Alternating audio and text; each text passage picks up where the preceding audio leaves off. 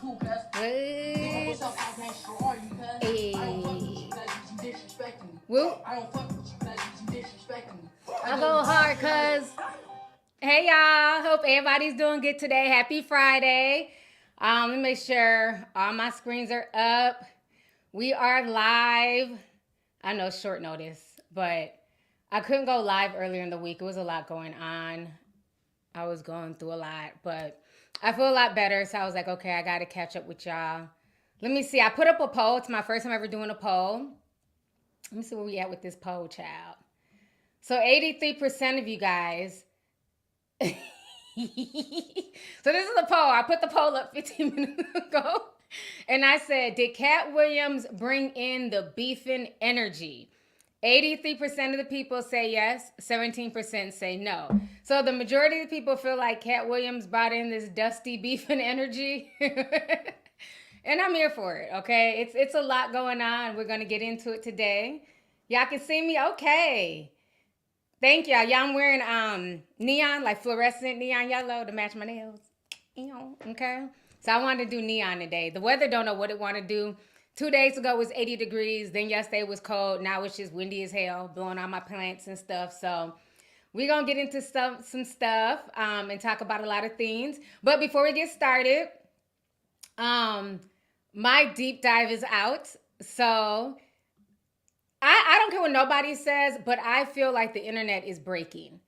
Y'all can say I'm reaching and I'm tripping, but it's a lot of things going on with just social media, web pages, things not loading. I feel like, I don't know if the devs have quit doing their job, but I feel like the developers are not doing what they're supposed to do. Even on Discord, it's been a lot of little issues, with upgrade chat. When I'm on Amazon will like randomly crash and you'll have to keep refreshing the page. YouTube be doing all types of little funky stuff. I don't know what is going on with the internet. I feel like it's dying or something. So somebody said it's a solar flare? Okay, child. All right. And then on top of that, like people were saying that they couldn't, like usually sometimes when people have issues accessing the deep dive, I've noticed it's usually people overseas and might be like 5 people. But this time it was a lot of people. Like I clicked on it. It's just loading. It's not coming up. It's just clocking. Other people tried it on their phones, laptops. So it was all types of issues. And so then I had provided a Google Drive link and then people said it was working. But then Google Drive was like, oh, there's too many people watching and wouldn't let anybody else on. What? And they were saying things like, oh, too many downloads, too many people on here. So that was weird. So right now, because it's a 4.5 hour deep dive, it takes a while to upload. So we've been uploading it onto my website for like the past probably like 3 hours. So I'll provide another link and then you can see if that works for you. But yeah, I just feel like the internet is like breaking or something. It's like all these like weird technical glitches on different websites. I don't know. I just feel like a lot of stuff is just, the internet is not interneting. This is not the internet of yesteryear, okay? So, but yes, the deep dive is up and I hope you guys enjoy it. Shout out to everybody who's watched it. Thank you guys for the feedback. And that is the final, volume 4, I'm done. I'm done with Diddy. I'm just going to sit back, sip my tea and see what happens next. I'm not doing any more Diddy deep dives. This was 3 months worth of work. This was over like 17 hours worth of, video footage that I put together. So I think that's more than enough footage for you guys to enjoy. 4 volumes, minimum 3 hours apiece. Enjoy. Okay, so Miss AB says Venmo worked for you. Yeah, I don't know. For some people, it wasn't working. So I will provide another link once it's fully uploaded on my website. So it's just a pretty big file, so it takes a while. Let's see. Let's see where we're at. Okay, we got over 2,000 people in here. Come on in. So, yeah, I'm like over the whole Diddy thing after this. So I want to go ahead and talk about OVO Mal, Jamal, who used to be a part of Joe Budden's podcast. And so he went viral recently because we all know he's Team Drake. I mean, him and Drake have personal conversations. They're genuine friends. But like he went off the other day on social media, and I just couldn't do nothing but cackle, child. He was big mad. So you know, the internet and most people with common sense say that Kendrick won, especially with his last song, "You Ain't Like Us" or whatever. You're not us. They said that he won, but I've noticed a lot of industry people are definitely siding with Drake. Now I get Maul siding with him just for the fact that they are, you know, friends in real life. But yeah, he really went off. So we're gonna go ahead and watch. He went off. We're gonna watch this real quick. So let me go ahead and share my screen.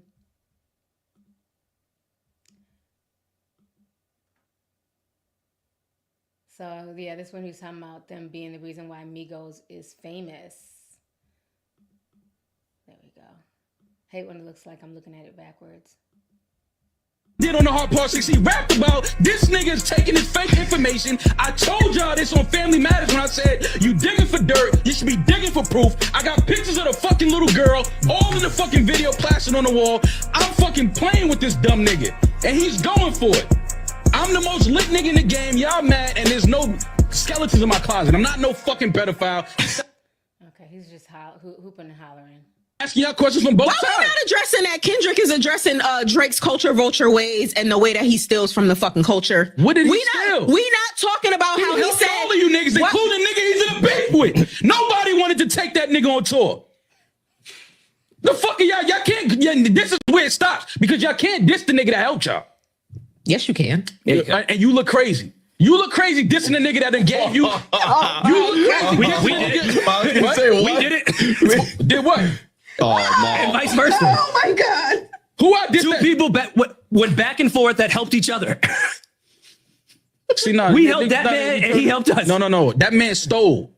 It's a difference. Okay. It's a difference. So stop right there. Don't compare that. Well, maybe Kendrick checked the Don't touring compare account. that. Don't compare that. Don't compare that. Okay. We not comparing that. I didn't want to talk about that. We're not comparing that. Don't ever bring that nigga up in my presence. We're not talking about that. Cool. What I'm saying is we're asking y'all questions from both sides. Don't make me say it. These niggas said it. Kendrick thanked this nigga. Rocky thanked this nigga. The Weeknd thanked this nigga. Rick Ross thanked this nigga. Now he don't write his rhymes. Kanye said, yo, he wrote all my shit. I wish I could have that nigga write all my records. Well, the young Lord and Kanye Savior, Kanye. Your Lord and Savior. All of a sudden, I gotta sit here. No, I'm talking now. All of a sudden, I gotta sit here and look like I'm some OVO, Dick riding, Drake caping nigga when I'm just presenting the facts. He helped each and every one of these niggas. You would have never knew who the fuck the Migos was if Drake didn't remix Versace. What? Oh my God, bro. Now she bounced. These niggas was oh my God. The Migos was not lit like that until Drake remixed Versace. Of course he made them hotter. But why do you think he got on Versace, bro? Why do you think he got on Versace? Oh my Stop. God. Where are these niggas? You right gotta now? stop. What are these You niggas acting like doing? Fight Night didn't come out right after. What are y'all talking about, man? What are y'all talking about? You acting like Leor and Kid B, the Migos. Oh, now niggas set up niggas to beat them. Get the fuck out of here with that. You just said Drake did. So you don't think, okay, so listen, I'm never fighting against that Drake I'm help not people. saying them niggas wasn't hot. I'm not saying they have a buzz in Atlanta. I'm not saying that. Let's be for real. Let's be real. Of course.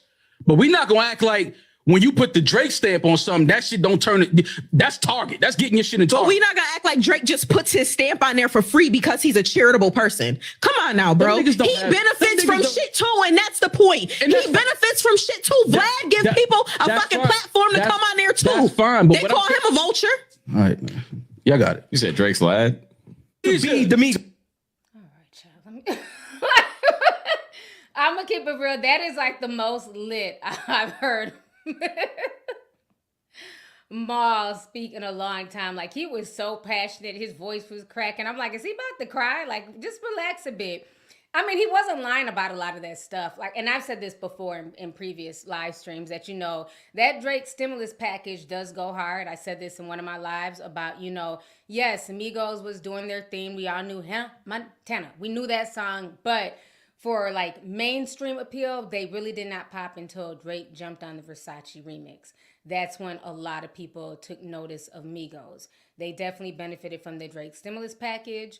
Drake also helped Kendrick and many other people. But I love how the girl on the podcast, I don't know her name, but I love how she pushed back and she said flat out, don't act like Drake just did this to be a charitable person. there was definitely a benefit for Drake as well. He was able to stand next to these people who are actually from the hood, who are actually from Atlanta, who actually put in work and things like that. And it kind of helped elevate his street cred as well.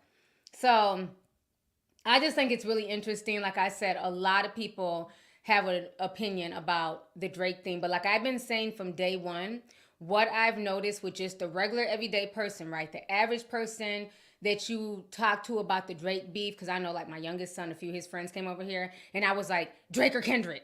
And it's like literally everybody's like, Kendrick won. But it's very interesting how the industry, it's like if these OGs aren't crying, like Questlove was like on some rant, you know, crying and, you know, about, oh, this is just too harsh. Like, fuck are y'all talking about? You got Russell Simmons out here crying. We're about to listen to him next. But I've noticed a lot of the industry people are really not siding with Kendrick in this. So to me, I feel like a lot of folks are trying to be where the money resides. Even the game. Nobody was talking to you. You're not even a part of this beef, but somehow he's now inserted himself into the beef to go against Rick Ross.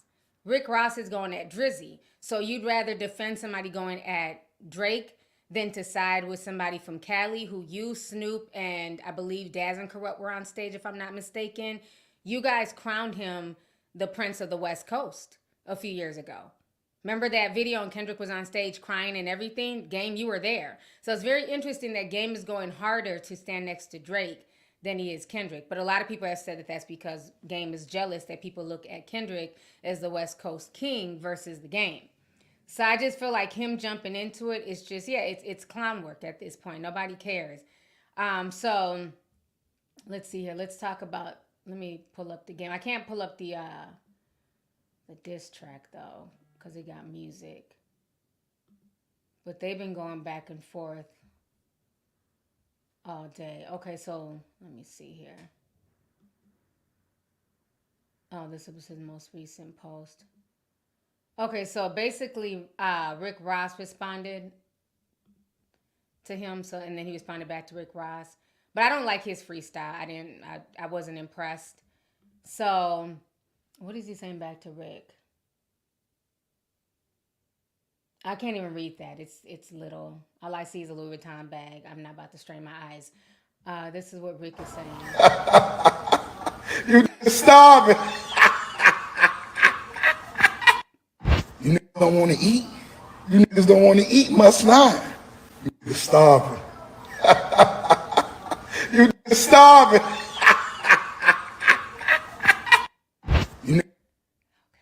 Rick Ross is just funny. He's a mess. I don't know. There's something. He's a mess. It's like he's one of the people you can't take nowhere. One thing I would say about Rick Ross is he's very lucky that he has a lot of really good investments, because his music is, his music's okay, but he's definitely not eating because of his music. He's eating because of Wingstop and all of the wonderful investments that he's made over the years. But it's not lost on me that he tried to clown and act like, oh, I'm so much richer than Drake, and my plane is better than Drake, and then that motherfucker crashed. It's not funny. I'm glad he's okay. But he talked a lot of shit about having a good old plane. I got a good old personal private jet. That bitch crashed 2 days later. I said the nerve of him. He was trying to talk mess about Drake's jet. But as we see, Drake's jet ain't crashed. That jet is flying from here to San Juan. So, I feel like the Game just wants to be involved in something. And I don't think that everybody's like, oh, Rick Ross needs to respond back to him in the same manner that he responded back to Drizzy. No, he doesn't. Nobody cares about anything the Game has. What does the Game have going on? It's okay, I'll wait. Remember, a few years ago, he tried to diss Eminem. And everybody ignored him. Eminem ignored him. Everybody just ignored him. Like, oh, he's going through some type of, midlife crisis. Just ignore him. Not the plain emojis. Like, nobody. Y'all remember that Eminem diss track he tried to put out? Just out of nowhere, everybody was buying their business. All of a sudden, the Game woke up. Eminem is not the best rapper alive. Fuck that white boy. And just went off. But y'all had worked together. I thought you and him was cool. Oh, okay. All right. So you're just looking for shock value. And everyone ignored him, including Eminem. We were like, yeah, whatever. He's definitely falling out. So now he's trying to insert himself in this beef with Rick Ross and Kendrick, and he just wants attention at this point. I'm glad that most of the comments are clowning him. Even Drake fans are like, yeah, we don't need your help, sir. Just skedaddle. Okay? And we all know, the game has a lot of charges himself, so he may want to simmer down a bit before K-Dot fans go bringing up them old ass receipts of him fingering that girl outside. Oh my gosh. I'm just saying. You see they done went and put Metro Grooming out there. He better simmer down for them old receipts come up game, okay? Don't have K-Dot fans start searching, okay, and bringing up old newspaper clippings and shit. So for me, I'm not feeling it. I listened to the diss track and was like, yawn, next. Like, I just don't care about anything the game has to say. Because this situation has nothing to do with him, and the fact that he's not saying that he can't side with Drake, but I'm getting like jealousy, envy. I'm getting jealousy. I'm getting jealousy energy, I'm getting envy energy.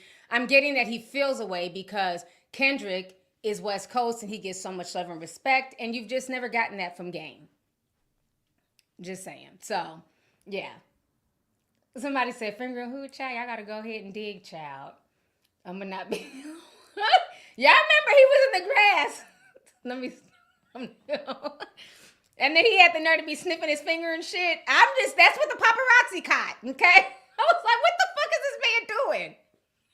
He was in the grass like. So he might want to simmer down, child. He might want to simmer down. He be doing too much. Let me see here. So when the pictures went viral on social media, I was like, what the fuck is wrong with this dude? But yeah, it was just, y'all know I don't forget nothing. So I'm just saying he might want to simmer down before all them, a bunch of stuff comes up again and people start dragging him again. So I don't know what it is, but it's like everybody's beefing. I did hear the Sukihana and I did hear her diss track against JT. And I thought Suki killed this. Suki's funny. She's like, not the city girls, but the shitty girls. I mean, she went in. I'm trying to see if JT's going to respond back to her. We know JT can rap. Maybe, it's been 48 hours. She hasn't said anything yet, but it's going to be very interesting to see if JT ends up responding back to Suki. So I thought that was funny with their little back and forth. So now we got to go ahead and talk about Russell Simmons. Matter of fact, let me see if I can find Questlove.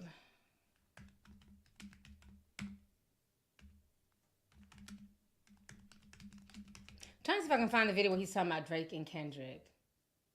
Like just a snippet. Yeah, he slams Kendrick Lamar.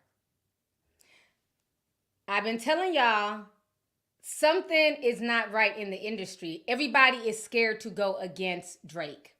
That's how you know he holds a lot of power. Let me see if I can find like a short clip.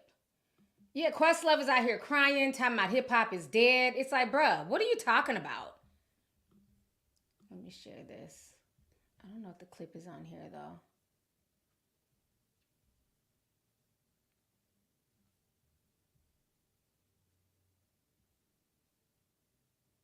I love the internet. See, and this is why I love people from our generation. We don't forget shit. And people are calling him a hypocrite. So basically, Questlove is out here crying tattooed tears, saying that, hip-hop is dead. Kendrick Lamar took it too far. This is a man who's older than me. So you were here during the whole Tupac era. But anyways, so this is what's being said. I can't find the audio, but they're saying the Roots drummer, and this is also the man that Jaguar Wright had blasted at one point in time, but that's a whole nother video. Roots drummer sent fans into a frenzy on Tuesday, May 7th, after he shared his thoughts about the Drake and Kendrick Lamar high-profile feud. In a post that he shared to his Instagram timeline, Quest said that their back and forth was a wrestling match level mudslinging, with no regard for women and children involved. He also called out the hypocrisy of fans who want to see blood throughout the melee, but be quick to make RIP posts if things get worse. Okay. Let's see here. So this one man here, Doggy Diamonds. Doggy Diamonds says Questlove is a hypocrite. When Jay-Z did the takeover on MTV Unplugged, who was in the band? Who was on the drums? Who did the backup vocals? Who changed takeover beat to Shook One's Live? When Jay-Z got on that Nas diss part, who changed the beat of NY State of Mind? You scared? So people are blasting him for his hypocrisy. First off, Questlove is a legend. That said, he couldn't be more off base on his take. Not only was this battle good for the culture, it's completely restored it by bringing bars, skills, and competition back to the forefront. We've been drowning in disposable music for far too long. Axe Questlove was hip-hop dead when he added Sexy Red to his stupid festival. This is why the internet is undefeated. Somebody says, I say this with nothing but love and respect for Questlove, but what the fuck are you talking about, bro? We just witnessed what may be looked back upon as the greatest week in hip-hop. Beef has always been like this. Remember my 4-4, make sure all your kids don't grow? Didn't I say that last week on live? So, he's just doing too much at this point. He just sounds like, he's out of touch. And neither Kendrick and Drake are even like those type of rappers. They're not like super violent. Like I said, I could see if this was like Dirk and, NBA Youngboy, who all they talk about is drilling and killing. Like they're not even those type of rappers where it's really going to come off wax. So I feel like he was just doing a bit too much. And again, it makes me feel like what the hell is going on in the industry that everybody is all, oh, this is just so harsh. And, it's mudslinging and you're talking about people's kids and what? Like Doggy Diamond said, you were there with Jay-Z when, Hov did the takeover. You didn't have a problem benefiting financially from that beef. So I think a lot of it is hypocrisy, and I think a lot of them are trying to stand next to Drake and Lucian Grange. Because again, like I said, that money's not money. And Kendrick Lamar just really don't fool with nobody. You know what I'm saying? He keeps to himself. He's with his little inner circle. You don't see him trying to mix with so many people in the industry. And I think that's why a lot of these older cats feel away. Because unlike Kendrick, Drake wants to mix with everybody, right? Even that's why I feel like Dipset had the comments that they had against Kendrick. Because remember, a year ago when Drake was touring and he went out to New York, he brought out the Dipsets. My homeboy had to remind me about that. He brought out Dipset. And they had like a whole bodega background. He had everything hooked up. He basically paid homage to Dipset, Jim Jones, Cameron. You know what I'm saying? But again, is he really doing that because, and I'm not saying he's not a genuine fan, but let's not act like that lady who was talking to Maul. Let's not act like she's not right. It also benefits him to stand next to the OGs. So that way, if anything pops off, they'll have his back as well. Because that's what we're seeing. We're seeing like the Maces and the Camerons and the Jules Santana really standing next to Drake because Drake has, basically paid them homage and been in their face and shouted them out. Whereas Kendrick, it's just about the music. I'm not trying to be friends with all these people. And I feel Kendrick on that. Like I don't want fake, phony industry relationships. I don't want fake, phony influencer relationships. I want real relationships with people. If it's just about because we're friends because we're in the same industry, I don't want that. So I definitely get him, for saying that. But I think the whole situation is very interesting. Now we also have Russell Simmons. He's speaking on the situation. So we're going to go ahead and listen to what Russell had to say. He had a lot to say about the situation. So we're going to go ahead and listen to Mr. Yoga Yoga, ho hum hum. Russell. I might need to refresh this because I think it played already. Let me go back to it. Let's see. I know it's like pro wrestling, as Rick Rubin used to say. Let me refresh it. And there's always been a rap beef, but never so much excitement. And again, I know it's like pro wrestling, as Rick Rubin used to say. And it's okay to have these, I guess it's okay to have these skirmishes. I remember saving lives. I mean, I would get in the middle of people who were going to kill each other. Many, many times I saved the lives of rappers or saved them from clashing in ways that were not just verbal. And I see now one thing leads to another. Call this guy a white boy or a pedophile. Call this guy, you know, even saying, oh, look, I raised my children properly. That's my focus. I'm a real man because I do the following. Shit, I can't feel good if you're not quite the same man he is. Every little... Let's keep it real. This why he's over here stretching and trying to pull his back muscles and all this weird shit.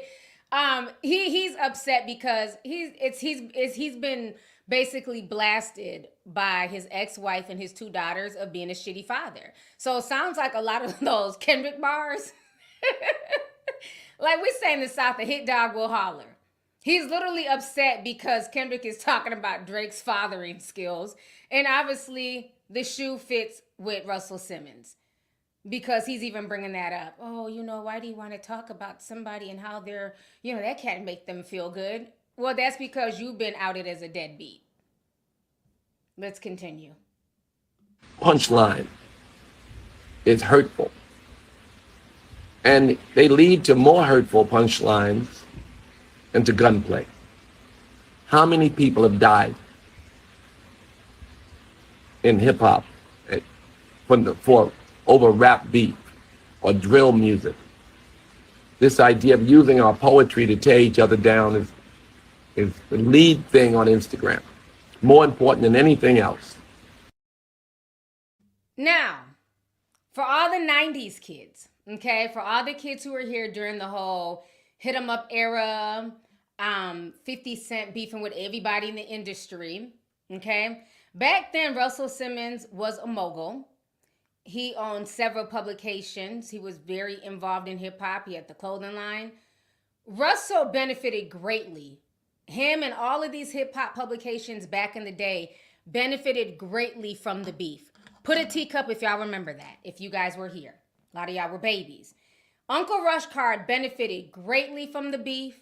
He benefited greatly from the drama, you know, and now it seems like how soon we forget. It's like he feels away now because he's old and washed and he doesn't have that same voice in hip hop anymore. So now he feels away because a younger generation, we've created our own platforms. We're the new Complex. We're the new Source Magazine, okay? We're the new hip hop, you know, publications. It's our voices and we get paid for it. And I feel like a lot of these old heads really feel away now all of a sudden because nobody is checking for him outside of, you know, going to him for yoga.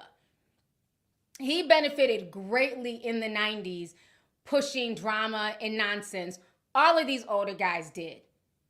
Okay, he can claim that he stopped, you know, people from getting killed and all this and that. And yeah, that's cute, but you still benefited monetarily from a lot of this stuff. You spoke on it. You were doing all types of interviews on VH1 and on MTV about your opinions on the East Coast versus West Coast battle. We ain't forgot. Okay? I see the teacups. Appreciate it. Yes, Mia in the chat. She says hip hop was never bubblegum and roses. That's what I'm not understanding. Like, why are they trying to like redefine? And his brother, Reverend Run, was one of the pioneers of hip hop. One of. And granted, they didn't talk about violent stuff. They talked about, you know, my Adidas and, you know, stuff like that. But still, at some point in time, then you had NWA and, you know, Snoop Dogg and all this. And I've never heard him call out any of these rappers his age. He hasn't called out Jay-Z. Jay-Z talked about a lot of violent stuff in his music at one point. So I just find it very hypocritical, this stance. It's like they're very upset for some reason at Kendrick. Let's keep going. More important than destruction of the environment, more important than anything. The possible world war, more important than anything. People say, oh, I just need entertainment. That way I don't go crazy from all the real world stuff. And I get it. But what kind of entertainment are we consuming? Is any of it really uplifting, helping us to be better or happier? Do we feel better when people are down so we can feel up? we have to look inside ourselves and try to look up and be excited about our brother's rise, not his fall. So when you tear someone down, or when you watch someone tear someone down, try not to get so excited. I know it's fun to watch to some people. If I had a nickel for every nasty meme sent to me by people whose lives were enhanced and built by Sean Combs. I'm sorry, I got. Woo. Okay, sir. Now we're getting to the real tea. This is why you're really feeling away. Kendrick aside, you're really mad. He really wants to talk about Diddy, but he's trying to use this beef in a way to like cover what he's really talking about. So now we're getting to the meat and potatoes, okay? So let me go ahead and pull out my tiny violin.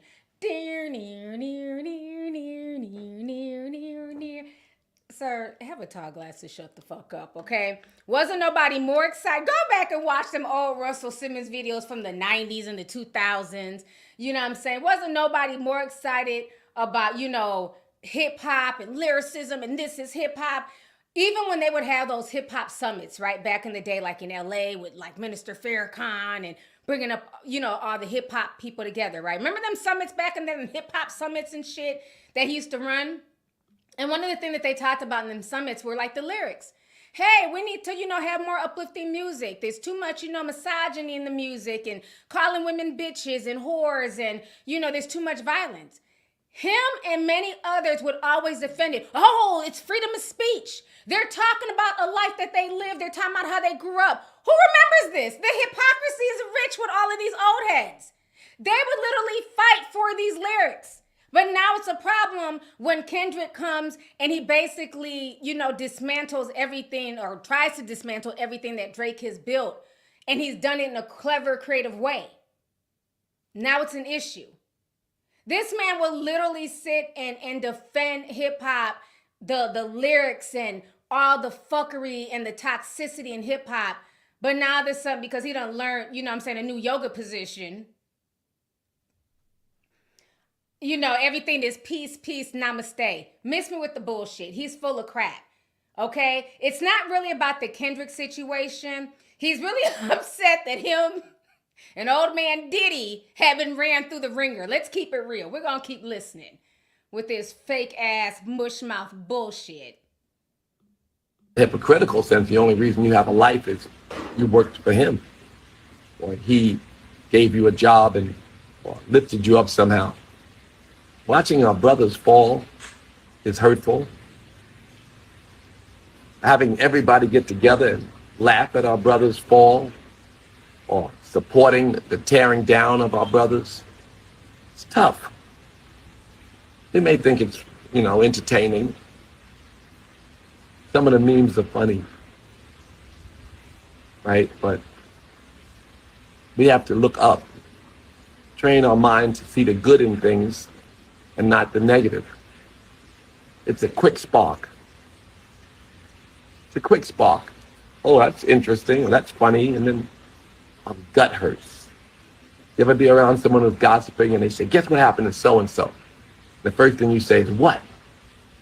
And then they tell you the story and you guys think about it and maybe laugh about it.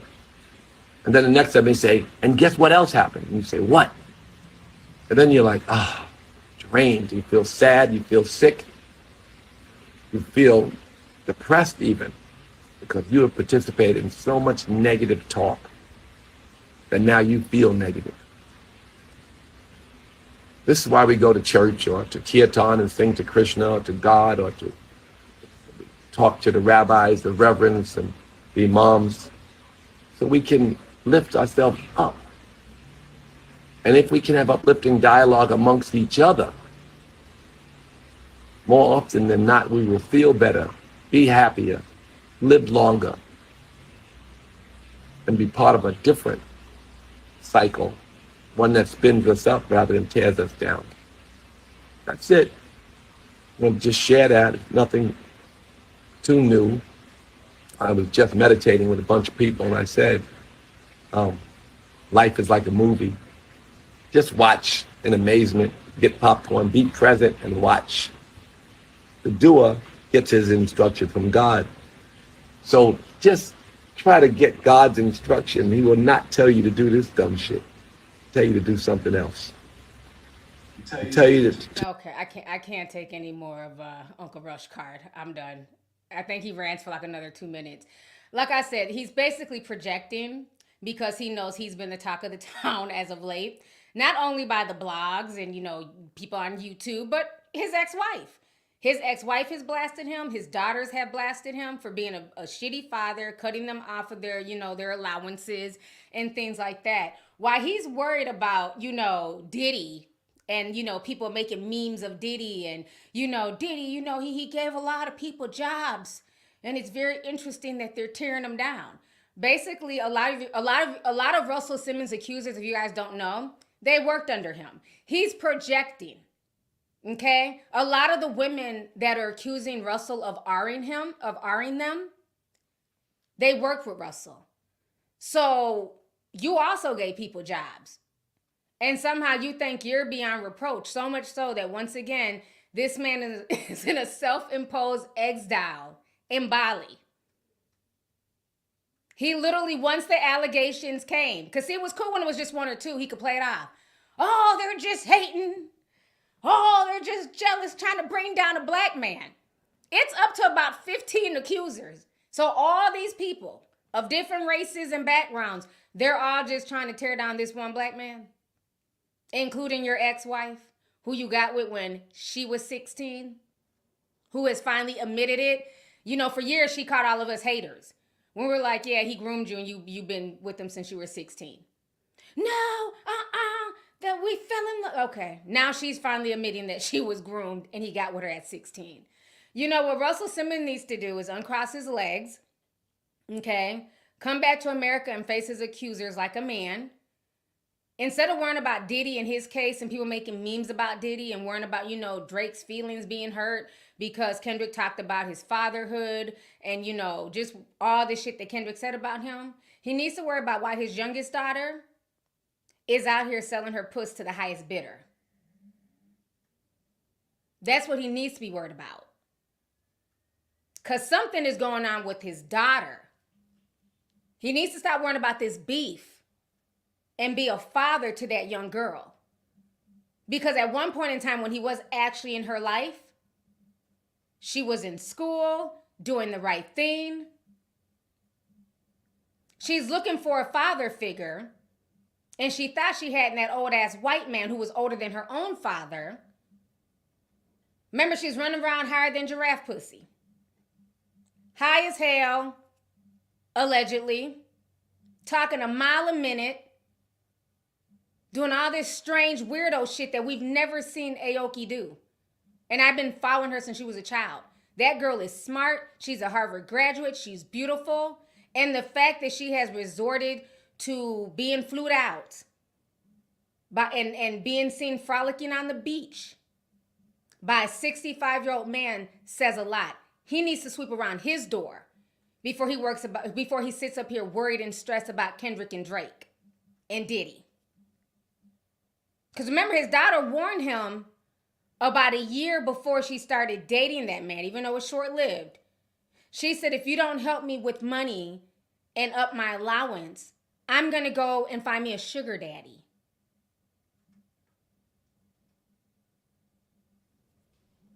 He might want to sit this one out, okay? Papa, don't preach. Your daughter's in trouble deep. In my Madonna voice. Shout out to Madonna. That's my song. Papa, don't preach. I'm in trouble deep. Papa. I'm just saying. It's just like, he gives me the heebie-jeebies. Because he tries to sit up here like he's one of those, like he's Burkham and one of those Indian godmen that are in the whole yoga community. And a lot of those guys, if you really understand a lot of the guys in the yoga community, the ones who got really big like Burkham and a bunch of other ones, a lot of those guys were predators. And they use spirituality as a guide to basically, you know what I'm saying, brainwash their followers. And then once they got them to like basically drop their guards down, here comes the peen and you better suck it. I hit on all of this when I did my yoga deep dive. Most of those yoga guys are deviants, including him, allegedly. So I'm not buying it. I'm not buying it. He needs to have several seats. Because he's not being honest. He's literally sitting here trying to act like he wasn't a perpetuator of the same things that are going on now. But what it is, like Kimora and the daughter said, he really ain't got no money like that. The money has dried up. So he feels a way that the new generation, we're the new hip hop reporters. People come to us for information. People come to watch us break things down.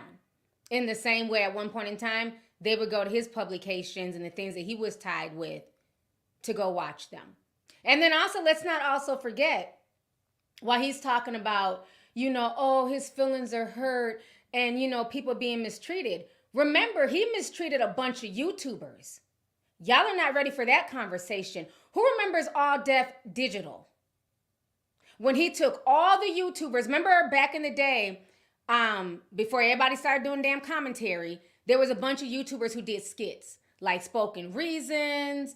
It was a bunch of them. They all did skits. And remember, he created his own, what is it like when you had it, those, it was like a full screen, but his was All Def Digital. What was that called? What did they call those back in the day? He put them all under his All Def Digital umbrella and basically was supposed to help all these kids blow up and took the money. Y'all remember that? He had his own, Kev on Stage, Tony Baker, thank you. They were all a part of All Def, MCN, thank you. T. Shani Love, or no, Lisa is over it, MCN, that's what they were called back then. Because I was in an MCN for about 2 years with full screen. Then I realized all they were doing was taking my money. There wasn't shit they was doing for me. And it was like hell to get up out of it. I eventually had to threaten all their asses. And then they finally, allowed me out of my fucking contract. But he did the same thing. He had his own little bootleg MCN and took all them kids' money, did nothing for their careers. They were making their own money on their own platform. At one point in time, Spoken Reasons was making like $10,000 a month on his own. But they thought connecting with him because he's a big man, he has a big name. He used to have the Def Comedy Jam show back in the day on HBO, I believe. And so they really thought this was going to blow them up. And all he did was basically create his own MCM, take all those black YouTubers' money, and really did nothing for them. And a lot of them had to start all over. So he's always given me vampiric energy, just like Diddy. Matter of fact, that's where Papa Diddy learned a lot of his tactics from, allegedly. So he needs to miss me with the mushmouth bullshit. All of a sudden he wants all this peace and namaste. Was it about peace and namaste when you robbed all those young black YouTubers who looked up to you and thought you could do something for them? No, it wasn't. So he's trash. I'm sorry. Who is Teddy? Somebody said, Teddy Ray. I thought y'all was talking about Teddy Riley. Child, my heart almost dropped. Don't y'all play with me about Teddy Riley. Yeah, it was a bunch of them. Oh, Teddy Ray, the comedian. Oh, I didn't even know he died. He died in 2022. From a drowning. Oh, that's sad. I didn't know he had died. But yeah, I just think that he's full of crap. And I just get tired of like the older folks in this generation, trying to sit on this high horse like they're somehow better than this generation, as if, they didn't have the same issues, the lyrics and things like that. That's what I don't respect, is that so many people benefited from the fuckery. And now that they're in their old age, now they want to wag their finger after they've been able to build generational wealth, send their kids to college, and then now they want to talk down to the youth. Well, the youth that are talking this toxicity, as he claims, These are the seeds that you and your hip hop brothers planted. These are the fruits that you guys bared. Because again, they would have hip hop summits and this man would excuse it back then. They didn't want to change any of that because why? They were selling records. But now that they're not selling records and streaming is the young kids thing, and streaming really makes you no money at this point in time. Now everybody wants to be woke. But when they were selling records and making good money from selling records and pushing toxicity and negativity, none of these conversations were being had. So to me, it's a bit hypocritical. And again, I will quote Rod Wave. He says, Jeezy told us to sell crack while he sent his child to college.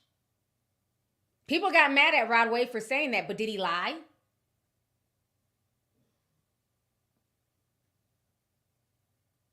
He didn't. Jeezy's son ain't never had to sell crack and be out there in the streets, but he glorified it to all of our sons. So yeah, a lot of these old heads, they can miss me with the nonsense and the hypocrisy. Let Drake and Kendrick do what Drake and Kendrick do. Let them battle out their own thing. Another thing that bothers me, let me go ahead and just, since we're all here, shout out to all 6,000 people. We're going to talk about it today. For years, for the past few years, Drake has been throwing shots at many black women. Rihanna, Meg Thee Stallion, Serena. When has Russell ever come out of his yoga pose to say, Drake, how about we stop making fun of these black women? How about you just keep your disses to the men? Where was he when everyone had to, and I'm no Megan fan, y'all know that. I'm not a fan of Megan, never will be. But when Megan was getting drugged up and down the industry streets, was he holding yoga sessions to say this is toxic? Leave her alone? I don't recall him saying anything. Serena's not even a rapper. And her husband were attacked by Drake. Did he come out and speak against, Drake's actions towards Serena, who had done nothing to Drake, who's never even spoke on him bad publicly? So again, he can miss me with the yoga bullshit. He can get up out that yoga stance. He's a hypocrite. Point blank, period. If his spirit is that bothered now, it should have been bothered when Drake was throwing shots at them females who did nothing to him. So I really think that a lot of these guys in the industry, I keep telling y'all, Drake has a lot of power in the industry. He just does. Kanye even went on a rant about that. That Lucian Grange is Drake's baby daddy. Okay, a lot of people feel like he has some type of stock in Gleam Records. Gleam is who Sexy Red is signed to. Because to me, that would be the only reason why Drake is really hanging with her and really giving her a cosign, is that he's getting something out of it financially. So a lot of people are saying that behind the scenes, Drake has a lot of power. He can, take tracks off of the radio. He can clear and not clear samples. They didn't pay Drake $400 million. Think about how much money that is. Not $4 million, not $40 million. $400 million. And you think they're not about to recoup their money? So I believe the reason why all of these old heads are standing next to Drake is because Drake holds a lot of power in the industry. And the money is slowing down. The checks aren't checking. Kendrick has the people, but Drake has the financial resources. So they're not really defending Drake because it's genuine. It's called survival of the fittest. It's self-preservation. That's the vibe I'm getting from all these people. It's no more than self-preservation.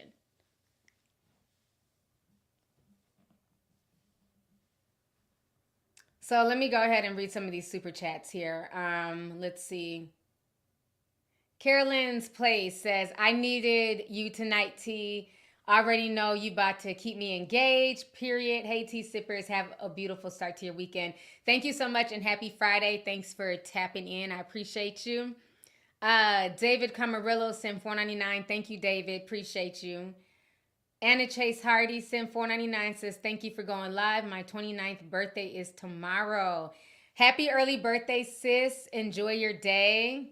What season is this? It's May. Y'all know I don't know the zodiac. But ain't Leo season, I don't know it right off the top of my head. But happy birthday, sis. Tomorrow's prom for my son, so I'm be doing prom stuff and taking pictures. I'm super excited. Finally going to prom. Oh, it's Taurus. Oh, okay. All right, Taurus. Shout out to all the Taurus people in the house. Okay. I like it. Let's see here. Rusty sent $9.99, says, hey, T, don't think Cat brought in the beef energy, but I do think he's aware of what goes on in the industry. And it was only a matter of time before things got exposed. I definitely agree. It's a lot going on. We're going to talk about it. You know, matter of fact, my dad's a Taurus. Child, I don't be knowing. I'm saying, if it's not Leo, no. Yeah, my dad's a Taurus. Because his birthday is this month. Okay. Because I forgot my mama was I think she's a Virgo, September. And I know my youngest, he's a Libra, and my oldest is a Capricorn. But when I be seeing the emojis, I don't even know what sign these emojis be going to, child. If it ain't a Leo, I don't know nothing. Or a Libra, because it's a scale.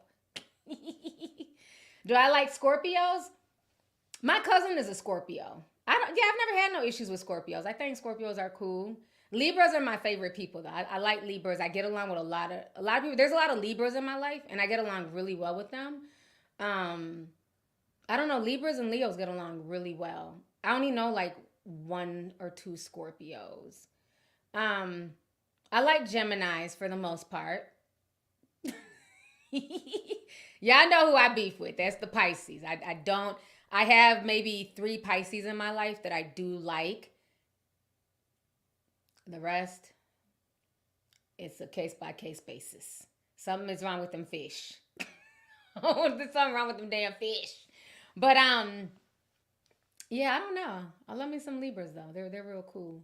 Drake is a Scorpio. Okay. Oh, yeah, he is. October's very own. Yeah, he's a Scorpio. Shout out to Drake, child. Let's see here. Sharice Rottenbach says, I said it before, Drake is taking over for Diddy. Somebody's got to fill the void. That's why the industry is falling in line and bowing down. That's very interesting. I didn't even look at it like that. Let's see here.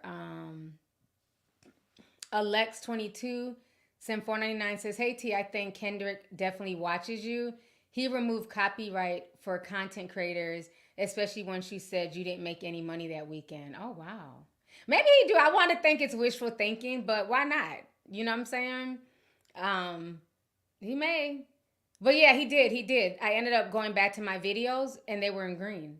So that was really nice of him. Meanwhile, the Drake videos, red, ineligible, blocked in 5 countries. Thank you, Drake. So, yeah, Kendrick did allow us to get some money off of it. So, very appreciative because I worked hard last week, okay? I was cranking out the videos. So, to not make anything, that's why I'm always grateful for the super chats. It kind of, balanced it out. So, thank you guys so much for the support. Let's see here. Crystal Court sent $10, says, just want to thank you for what you do. I'm a trucker, and it's easy to get fatigued. And whenever you go live or I watch your videos, I'm instantly recharged. Thank you so much. I love your channel. Shout out to all my truckers. I love my truckers out there. Y'all make the world go round. I don't care if nobody gives you props. I know y'all will get props on this channel. Okay, the truckers really mess with me. I have a lot of truckers that are tea sippers. So thank you so much for your hard work and thank you for your support. I appreciate it. I'm glad I could get back to y'all and keep y'all up and stuff like that. Because I get a lot of people who tell me that they listen to me on their drives and stuff like that. Eugenia Spivey sent $9.99 says, I'm loving this color on you. Triple OG tea sipper, love you tea. Thank you so much. I'm glad you're liking it. I'm trying to switch it up, wear, some little brighter colors and stuff. So yeah, I'm trying to get in my little neon bags. I got a few little neon, yellow and orange pieces and stuff. So I want to try and wear some brighter colors, not just black all the time. So thank you so much. Let's see here. Clumsy Kayla sent $1.99. Thank you so much, sis. I appreciate you. Yasel says, T, I just had my second baby on Wednesday, and I started the Diddy deep dive. Your live is the best coming home present. Thank you so much, and congratulations on your new bundle of joy. Another baby tea sipper, so congratulations, and I hope you enjoy the deep dive. Yeah, it was like, this fourth one was very, oh yeah, I went there. I definitely went there. The rabbit hole goes deep. People weren't even expecting me to hit on like the tantric sex and the sex magic. Definitely went there. So you're going to enjoy it. So thank you so much. Let's see here. Tashani Love says, T, the game is an actor. Check out his track record. He's far from the hood. I'm from LA. You look beautiful per usual. Oh no, sis. Oh, I know. I lived in LA for years. And when I tell you, native LA people have nothing good to say about the game. I've seen him in action. I remember years ago when he couldn't get into the club, and we were all in the back of this alley. This girl had me back there. It was a bunch of people. I guess it was like a back door into the club, and he was trying to go back there too, and they told him he couldn't get in. And this white boy was recording it, and he grabbed the white boy's cell phone, brand new iPhone, and he threw it, and I had to duck so he didn't hit me. He just threw it because we were like kind of against the wall, and broke the white boy's cell phone. So I've seen him in action. He's a piece of work. He's definitely a piece of work. He took on his brother's whole persona. His brother was the one who was actually the blood and all that stuff. You know, he took on his brother's whole persona. Even his brother had to call him out about that a few years ago. But yeah, he's a piece of work. Very, very weird energy. Just very weird. I talked about this years ago. This was like matter of fact, it was the night that Suge Knight got shot. It was that Chris Brown party in LA. TMZ was there. It was chaotic. It was the night that Suge Knight got shot. He was in the back of the club trying to get in through the alley. That's where that went down. And I remember the white dude, he was like trying so hard not to cry. He's like, I just got this phone. And I was shocked because it was like literally like my first weekend in LA. And I'm just like, what the hell? It was like probably an iPhone 6 maybe, because this was like 2014. So whatever phone was out, but it was a brand, and he just snatched it and just bam. And we had to duck, and that shit just hit the wall, cracked. Total asshole. Let's see here. So yeah, trust me, a lot of people in LA are not fans of his at all. Let's see here.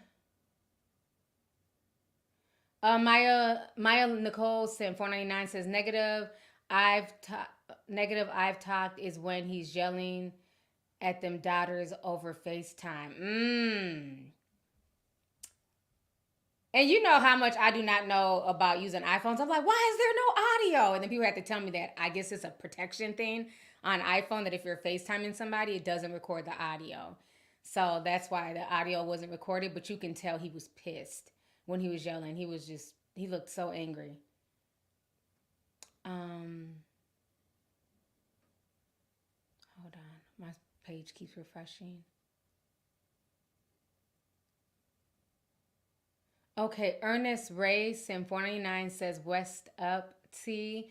My wife and I rock with you. I'm from the West Coast, and we're going to push the line with it. Thank you so much. I appreciate it. Shout out to all my Cali people in the house. There's a lot of people in here from LA. I miss LA. I miss certain things about LA. Definitely something to do every weekend. Let's see here. Wavy Tay sent $49.99. Thank you so much. He says, hey, Auntie, it's your favorite soldier.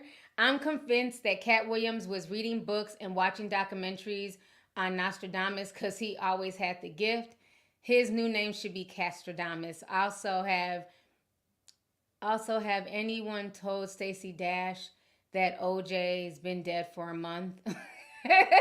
Thank you so much for the super chat. Yeah, watch her come out a year from now like, wonder what's going on with OJ.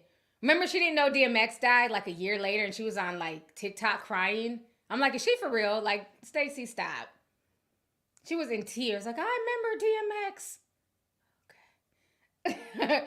Let's see here. Risky sent 1999 says, remember before XXXTentacion died? He said that if something happened to him, Drake did it. Drake was supposed to testify his trial, but he didn't.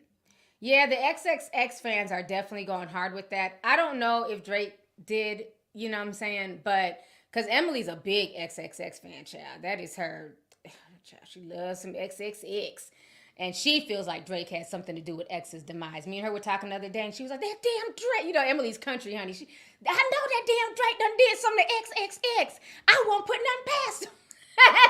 She was going off. She's one of them XXX conspiracy fans. She feels like she will run you back them damn lyrics from sicko mode as proof, okay? When we shoot below the neck, above the neck or whatever. She be going in. She's one of them people. She believes that X was, you know, taken out by Drake, okay? Because, you know, and the thing is so funny about X, he peaked game. Like, can we at least give him props for that? You know, he wasn't perfect. He had his issues. But he peaked Drake's game way before. When everybody else was running, including Kendrick, for that Drake stimulus package, X was like, I don't want it. He stole my flow. He stole X's whole flow and then tried to lie and say, oh, I didn't even know who X was. And, oh, I got this flow from somewhere else. He stole that whole flow from X. And he thought that, you know, when he reached out to X, because X was creating a buzz, he thought X was supposed to fawn at his feet. And X was like, nah, fuck you. I've been, you know what I'm saying, putting in work on SoundCloud. If I stand next to him, people are going to think that he put me on. And he was like, no, I got this shit from the mud. So he didn't want a collaboration with Drake. So X was calling him out. He said the only person on OVO he fucked with was Party Next Door. Y'all remember when X would go in on Drake? And Drake would be pissed, but, you know, he would try and play it off. But he took X's whole flow. And X was like, nah, he's a culture vulture. I don't care. I'm not flattered. I don't want to work with Drake. And when X was saying this, a lot of people thought he was an arrogant ass little kid. Oh, he's arrogant. Oh, these kids are disrespecting the greats and this, and that. And now we fast forward. I think he died, in 2018, if I'm not mistaken. So now we fast forward a few years later. Everything that X was saying about the Drake stimulus package, now the same people who stood on stage with Drake, they do look crazy now, throwing shots at Drake. Rick Ross. Every hit. I mean, I sent a video of Rick Ross yesterday in Vegas, playing his song with Drake. Imagine how embarrassing that is. He's forced to play Drake's verse because the crowd, they don't know any other Rick Ross songs like that. So when he's playing the commercial stuff, he has to play the whole thing. And the crowd was rapping Drake's bar for bar. I said he should be embarrassed that he still has to eat off of Drake. But you're sitting here calling him a white boy and trolling him. But you're literally having to play that entire record with Drake's verse on it for the audience to even know a Rick Ross song. But folks ain't ready for that conversation. The nerve, honey. So, it looks silly. Whereas with X never collaborated with Drake. He didn't want the Drake stimulus package. So if X was alive today, he'd probably be out here like I told y'all. I mean, y'all can say that Rick Ross wrote it. I don't care who wrote it. The point is, regardless if Drake wrote it, Ghostwriters wrote it, or Rick Ross wrote it, it's still Drake's voice. Okay? This is a man that he is continuing to troll and call a white boy and BBL Drizzy, but you still have to play his song. Come on now. How silly is that? All 3 number ones that he got, all 3 Billboard spots that he got, they came from Drake. And again, Drake to me lost the battle, but I'm not going to sit here and be biased and just act like Drake did not, you know what I'm saying, and act like all of a sudden his stimulus package did not benefit these people. We're not going to do that. Even Metro Boomin, Drake allowed him to produce. I believe, didn't he produce Sicko Mode, if I'm not mistaken? I might be wrong. But Drake allowed him to produce, and that's how Metro Boomin even got a lot of his momentum and his shout out from the Drake stimulus package. So again, everybody benefited. Drake got to benefit, right, by standing next to these hood guys and get, street credibility. And they also benefited because they were standing next to Drake's biracialness and his proximity to his whiteness, his Jewish connections, and his white fans who buy tickets and go to concerts and you know, stream music. So this was, you know, like I always say, a fair trade ain't no robbery, honey. They all benefited. Drake benefited, and so did these same rappers calling him out. He looked goofy as hell on that stage, having to sit there and dance with them little legs, and I got little legs myself, okay? He was on stage dancing and shit, trying to play it off. The Drizzy stimulus package is real. I'm not about to sit here and yell and scream and cry like, you know, OVO Mal, but it is what it is. Stacey Cornbread said, yeah, Metro was hot. Metro was hot without Drake. Yeah, Metro been doing his thing, but again, a lot of these people, y'all have to understand there's a difference between like black hip hop fans, underground hip hop fans, and when things go commercial. Once you go commercial, that's a whole nother level. That's a whole nother status. That's the difference. Remember, Glorilla was underground for a while. She'd been dropping songs with her friends and making ratchet music. It wasn't until she happened to go viral and that now, you know, she got more eyeballs on her that she's now commercial. Let's stop acting like there's no difference between commercially making it and just, you know, I'm a hip hop artist. Drake is the biggest person out there commercially. A Drake cosign does a lot for people commercially. It just does. I'm not saying that Future wasn't popping. I'm not saying that Metro wasn't popping, the Migos. But once they stood next to Drake, them checks look very different. Let's keep that real. It's no different than remember when Candace Owens was ranting and raving about George Floyd, looking ashy on camera in her bathroom, talking all that shit? And then when the Daily Wire went and gave her, you know, a Daily Wire stimulus package, all of a sudden them ends was clipped, them split ends were gone. She started wearing makeup. She had the whole studio. That is the difference. Look at Candace Owens' old rants when she just used to be ranting on Facebook with them dry lips, split ends, going in on black folks. But then when she got that Daily Wire stimulus package, okay, from Ben Shapiro, stepped up her whole game. That's the difference. Period. So y'all can't tell me that all these folks did not benefit from the Drake stimulus package. Okay? Remember, Kendrick Lamar even said when he first, you know, was doing concerts and stuff like that, it was small little, you know, clubs and stuff, maybe 2,000 people. Then when, you know, Drake hit him up and he was connecting with Drake and going on tour with Drake, it was a whole new world, bitch, like Aladdin. A whole new world. A new fantastic point of view. No one to tell us no, or where to go, or say we're only dreaming. Don't get me started, bitch. Oh, I'm just saying, it's a whole new world up here, okay? I'm just saying. So, you know, again, I'm not biased like that. I'm gonna give props where props are due.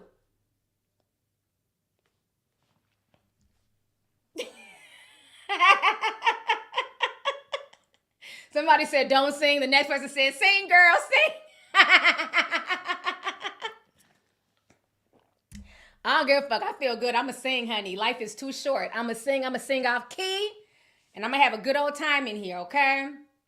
So I'm going to sing my songs, honey. That's one of my favorite movies, Aladdin, Princess Jasmine. Yes, it was a whole new world. So that's just a visual representation is why I'm saying Candace Owens. Y'all remember that damn George Floyd video looking ashy and dry, lips was dry, split ends everywhere? Then when she popped up, like maybe 6 months later with that damn Daily Wire stimulus package, I said, oh shit. I said, she's shining now, honey. That is a visual representation of the Drake stimulus package before and after. All right, I've been out here for over an hour. We got to talk about this Shaquille O'Neal diss tape, okay? Y'all know I love my sports. I'm about to get in my sports bag. Lot going on with this, okay? So, and I can't play the video, so I'm gonna be on camera while we listen to the audio, because y'all know, like, ESPN and stuff, they be hating. You know, they gonna come for their coins. I'm chasing this one guy. Like, ooh, what the hell? Hold up, let me find it. So it's a lot going on, honey. So Uncle Shay Shay, now remember I said this the other day that I love when Uncle Shay Shay is in his sports bag. Like, I love listening to him talk about sports because he really knows about sports. He lives, breathes sports, stats, basketball, football, etc. When he tries to do the pop culture stuff, it's hit and miss for me. Like, I refuse to watch the interview with him and Amanda Seales. I'm next. But the Cat Williams interview, the Monique interview, I like when he interviews comedians too. Like, even the Michael Blackson interview, I enjoyed that. The DC Youngfly interview that he did about, I think 2 years ago, I really enjoyed that as well. It let me know a little bit more about DC. I know he recently interviewed Charles Barkley. I liked that. So I like when he's in his sports bag. But certain interviews, I'd be like, next. But, okay, so there's a lot going on with Shaq. Shaq is in his feelings, honey, okay? Big man Shaq. So let me start with this clip so I can kind of, for the people who are not into sports. Let's start. Where is this clip at?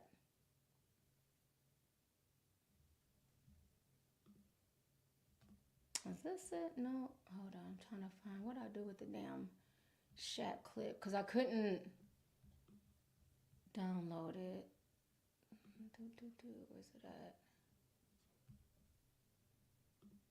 at? Okay, here it is. Okay. So basically, for y'all who don't know, Nikola Jokic, he basically like MVP. And so a lot of people are feeling like, you know, Shaq is hating. He's feeling away. Like, he's telling them congratulations, but then saying, but you didn't deserve it. It should have went, you know, to another player. And a lot of people feel away because it's like Nikolai has gotten a lot of praise as of late. Now, he's a white Eastern European basketball player, but he's gotten a lot of praise. He's doing his thing. And Shaq just was not fair in his commentary towards him. So we're going to watch this clip. You guys are going to just have to listen to it because it's not going to allow me to. I don't want to play it on camera because they be tripping. So hopefully I can hear it. Hold on. Let me play it real quick. This is him talking on ESPN on TNT.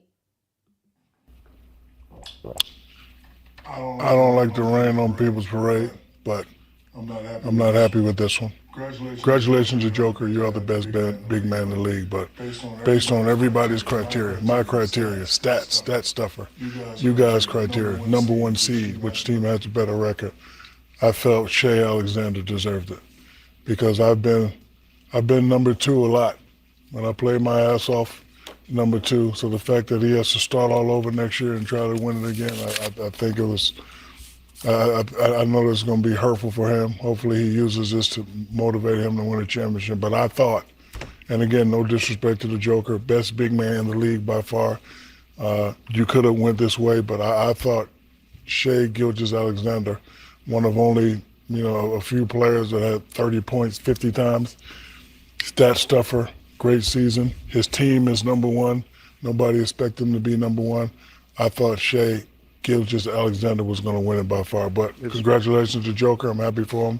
Third-time MVP. You really can't be mad at this vote. But the fact that he has to start all over next year and win it over again. Because, again, I felt I was robbed 2 or 3 times, right? And I played my ass off. Stat stuffer, won championships those years.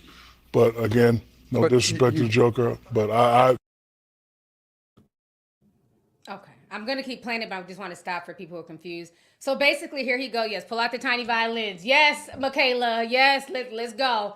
Okay, he about to go on a whole rant about how he feels like he was robbed, the MVP. He should have won at least 3 times. So he's about to start talking about himself instead of just giving Nikolai his props. So we're going to keep listening. I'm going to mute it because I don't want y'all to hear echo. Me personally, I would have gave it to Shea. You keep throwing stat stuffer out there.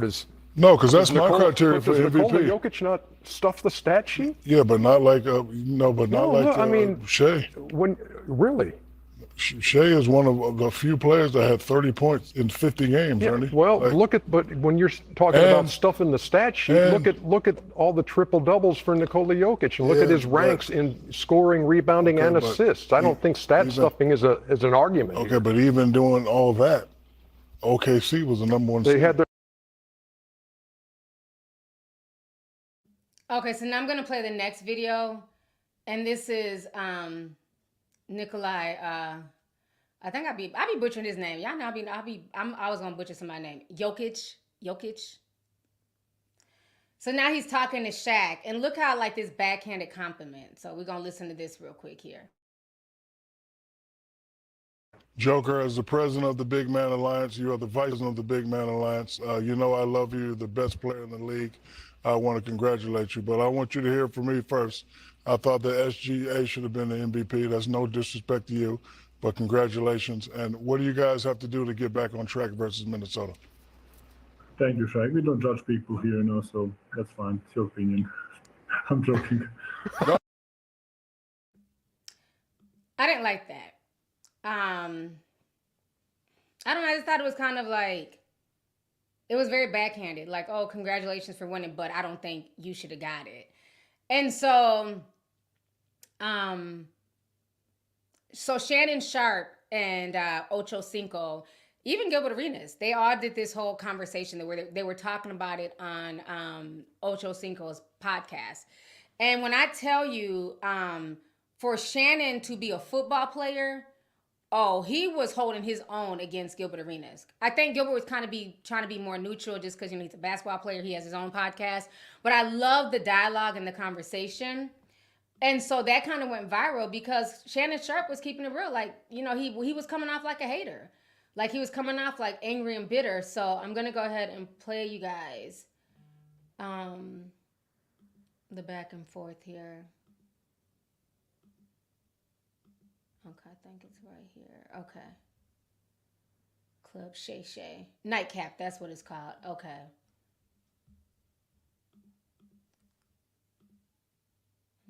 Shaq, if you... No, that was him doubling down. Hold on. There's another one. Okay. This screen here. Okay. He sees a guy like Nikola Jokic that's not as dominant as him and gets 3 and 4 years. But see, when you historically great, they talk about you as great basketball player, the GOAT, and Shaq is never brought up. And I think a part of him is envious of that. When we talk about the greatest basketball players of all time as far as the GOAT conversation, Shaq's name is never brought up in that? Yeah. It's hard for me to put somebody in the GOAT conversation with 1 MVP. Regular season. It's hard, Gil. So we're going to take somebody with 1 regular season MVP and put him in front of people that got 3, that got 4, that got 5. If Shaq would have had, if he'd had my work ethic, he'd have had 40,000 points. We're never going to see another guy. Shaq. So Shaq was in his feelings. I don't even feel like reading all this. You took me sticking up for Shay as jealousy of the Joker. Shows how smart you are and how you say anything to get clicks. So here's some clickbait for you. If you ain't ranked in the top 10 in your profession, then you can't speak on me. Don't forget, I know what you did to get where you at. Me jealous sounds like you jealous. I know you trying to stay relevant by gossiping on your podcast. We don't believe you. You need more people. In case you forgot, 4 rings, 3 finals, MVP tops, 50, top 75. Google me. And to be quite frank, all this new success you got is still under me. You don't know my worth ethic, but according, I work less than you, but I'm worth more than you. Make it make sense. Love you too. If you need help making money, there's better ways than gossiping. I'm too old for this shit. I love always the most dominant big man ever who never took it seriously. Remember, I don't know you. In the words of Skip Bayless, I'm better than you. So that was his first response. I've never professed. I've never professed that I was as great as Shaq. Mm-hmm. But what I will say, yes, sir, I got what I got because I worked my ass off. Now, Shaq has been the one to say it, that he didn't work as hard, he didn't train as hard, he didn't eat as well as he should have. Right. And remember, for the sports fans, remember Kobe Bryant, that was one of the issues that Kobe and Shaq had when they played together in LA, was they just felt like Shaq was often distracted. He wasn't taking it as seriously after a while. He was getting bigger, slower, things like that. So Shannon isn't lying. Right. Shaq is the one that anytime someone wins an MVP, he talks about how he should have been the MVP over Steve Nash. Now, you guys have heard me speak glowingly. I say Travis Kelce is better tight than I was. So was Gronk. So was my guy, what's his name? For the Chargers. Antonio Gates, Gonzo, Big Winslow. I'm cool. I got no problem. You know why I got no problem, Ocho, with giving people credit? Right. Because I got everything out of my God-given ability. God gave me the ability to do what I could do. But he gave me discipline. He gave me dedication, the way I trained, the way I've never. Okay, so. Oh no, Shannon Sharpe, man, you're way beneath me. Your whole demeanor is faker than new rapper Beefy. Okay, I can't play it all clearly, right? Because copyright. But yeah, he went in on Shannon. He definitely feels away. But if you watch that, Human Nature, Shay wasn't lying. And I think after a while, like Shaq is always complaining about him receiving only one MVP. We're not saying that Shaq didn't work hard or he wasn't that guy at one point in time. But it's like, if you can't even give somebody else props, you know, like you've had your time in the sun. So to say, am I buffering right now? Is my screen frozen? People are saying that I'm buffering. So to say that basically, you know, he doesn't deserve it, it should go to Shy, I just think that that's, you know, it's like a slap in the face. Like either you give somebody congratulations or you keep it moving. So I do feel like Shaq feels away. Okay, good. It's not buffering. I don't know why I was like, I don't know, it was doing something funny. But yeah, Shannon wasn't lying. You know, like they had even made a point that when Michael Jordan was doing Space Jams, he never let that interfere with his basketball ability. You know, he ended up building the whole basketball court at Warner Studio. We also saw this in The Last Dance. Like he never let him making money, you know, outside of the NBA affect his game. Same with Kobe. But with Shaq, you know, he was involved in a lot of, you know, different ventures and investments. Like when it comes to business, Shaq is so smart and brilliant when it comes to business and investing. I would never take that from him. But there were times in certain years where Shaq did get lazy. And then on top of that, too, he also has to remember that it's hard to be looked at as an MVP when you're working alongside Kobe Bryant, who people deem as one of the top, you know, 3 athletes in the NBA of all time. So I think that also probably plays a role in why Shaq doesn't get, you know, as much basketball praise and props as he feels that he should get. But I also feel like there's a lot of hate, too, on Shannon Sharpe. We talked about this last week, how like a lot of these podcasters are hating on him because he's doing numbers now. Yes, granted it was because of the Cat Williams interview, but he got the eyeballs now, he got the attention. And hell, you know, some of his interviews have done bigger numbers than TNT, the show that Shaq is on. So I think there is some jealousy there, but I don't think Shannon said anything disrespectful. He was speaking facts. He was speaking facts. Is he also going to get mad at, you know, things that Kobe said about him back then? You know, so Shaq was lazy at certain points of his career, you know, where he wasn't taking it seriously. He was gaining weight. He was busy chasing women, cheating on Shawnee. So, I mean, let's just keep that real. You know, we still love Shaq. You know, he's still, you know, he was still a great player, you know, for his time. But it just seems like every time the MVP conversation comes up, he always likes to switch it and circumvent it back to him. So I see why at this point people are like, yeah, you're coming off bitter and jaded and angry when it comes to this MVP thing. Just be happy that you got at least one, you know? So let me see here. They were saying that there was an update.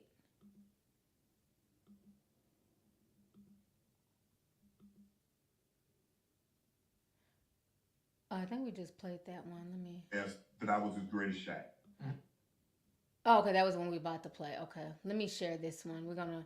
I guess he doubled down. Shit, as he should, because he didn't tell no lies.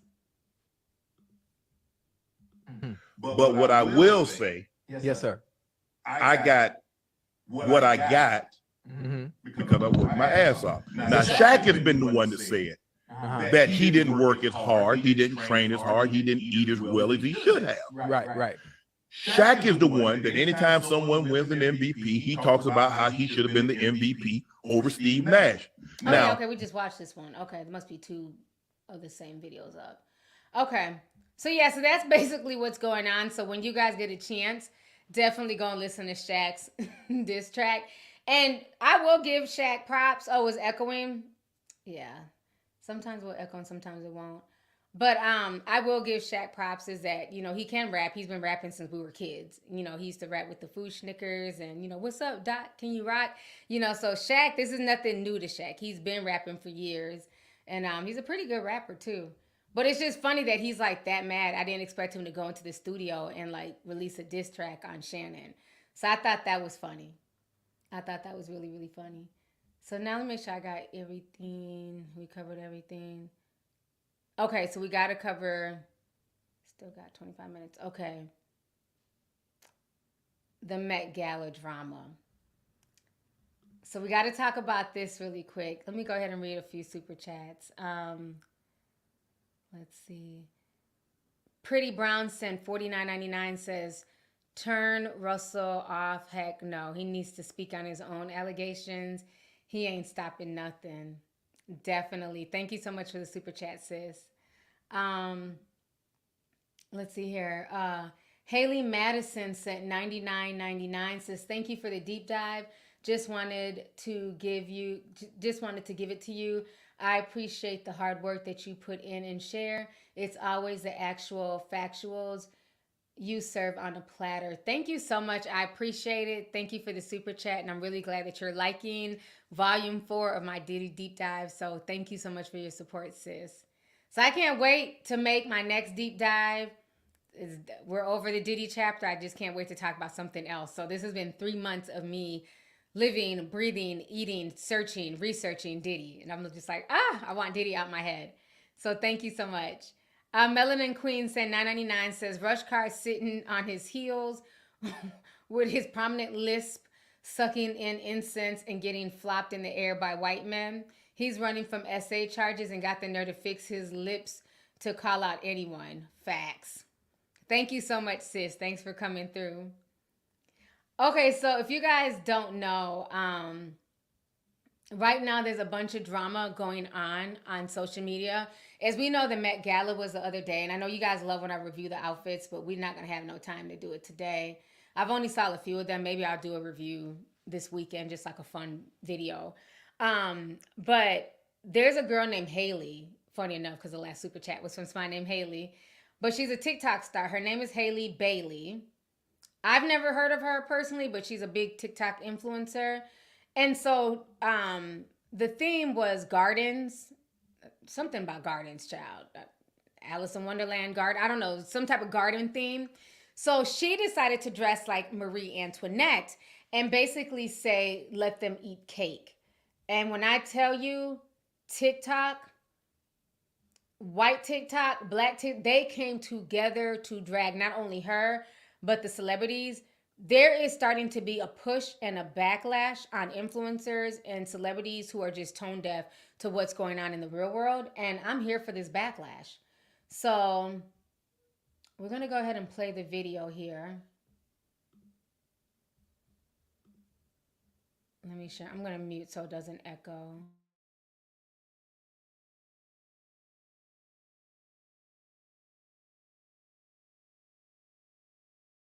People are upset with Haley Bailey because she posted this video. Let them eat cake. So TikToker Haley Bailey just went to the Met Gala, and while she was at the Met Gala, she decided to make a TikTok with a very interesting sound.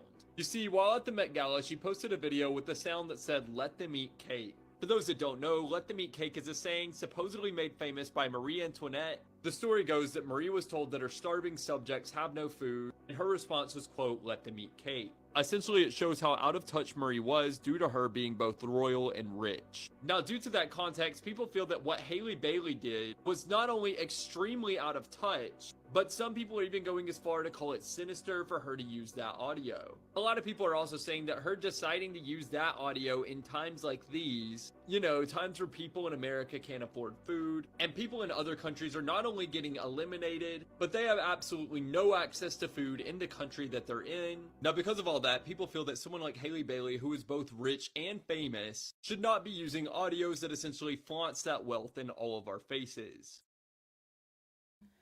So right now, this is a big movement, and shout out to, let me see, it was one of my Instagrammers who gave me the tea on this. I didn't know this was going on. Let me see. I can find out who was telling me about it. Yeah, I can't find their name, but they're the ones who first told me about it. So thank you so much. They're like, can you please research this? Can you talk about this more? So we're going to talk about this now. So right now on TikTok and on social media, they want everyone to start blocking celebrities, and it is working. Celebrities are losing their following. It's a movement that's picking up right now. So we're just going to watch some of these videos where people are saying, you know, to block them and let them know, like, we're not going to accept this anymore, with them just being, you know, playing dumb. So these are like some of the celebrities here.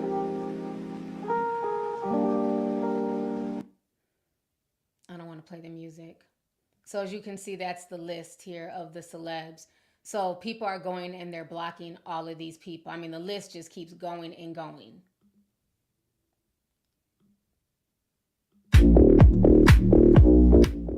Play the music. So here they're saying that it's working. Kim Kardashian lost 3 million followers in one day. So they're showing before and afters. Look at the first comment. It's not happening fast enough for me. So they are going in because people are really upset. There's a lot that's going on in this world. Y'all know we talk about this all the time on this channel. You know, everything from, you know, jobs being lost, AI, you know, the price of groceries, you know, how people are being charged for every little thing nowadays on social media from these platforms. And then on top of that, you have the things that's going on right now with Israel and Gaza.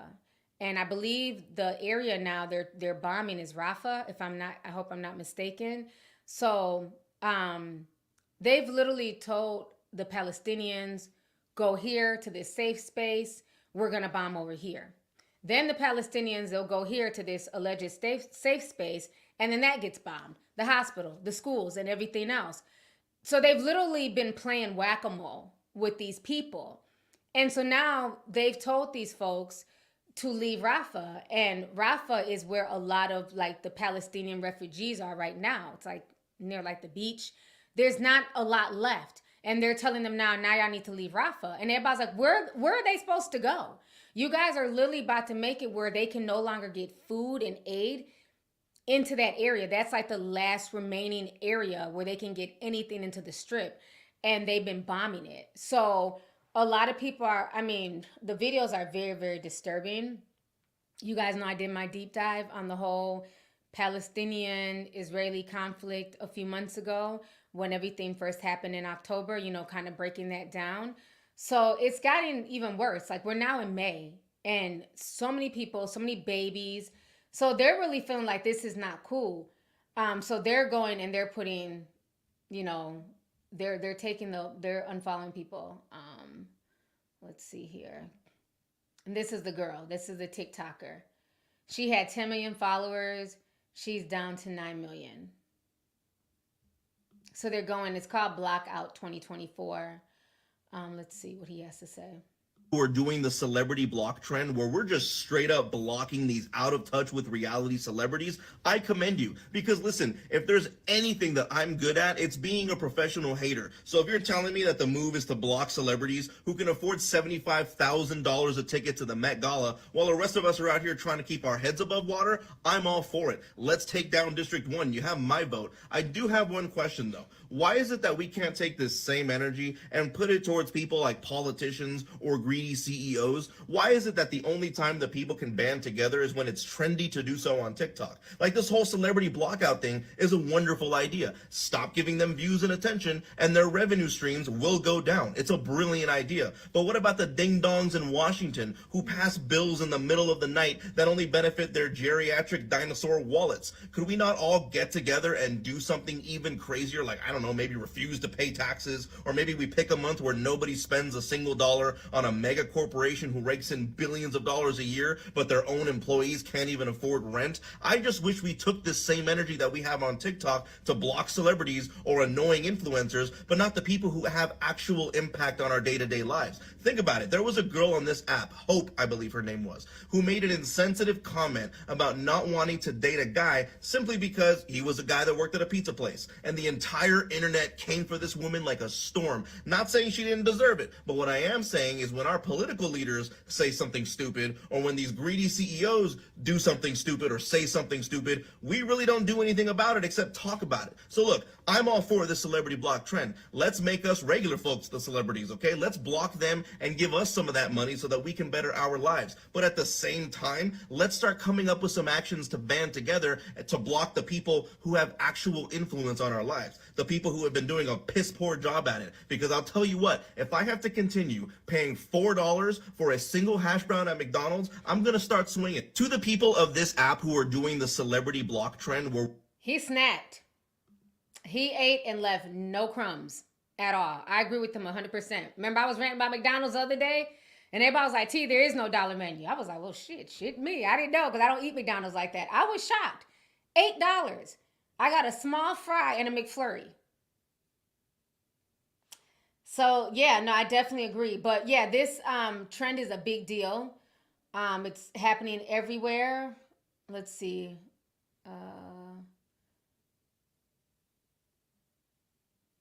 Blockout. Let's see what the black folks are saying. These celebrities are going to be scrambling. They're going to be trying to clean shit up. They're going to be trying to speak on stuff.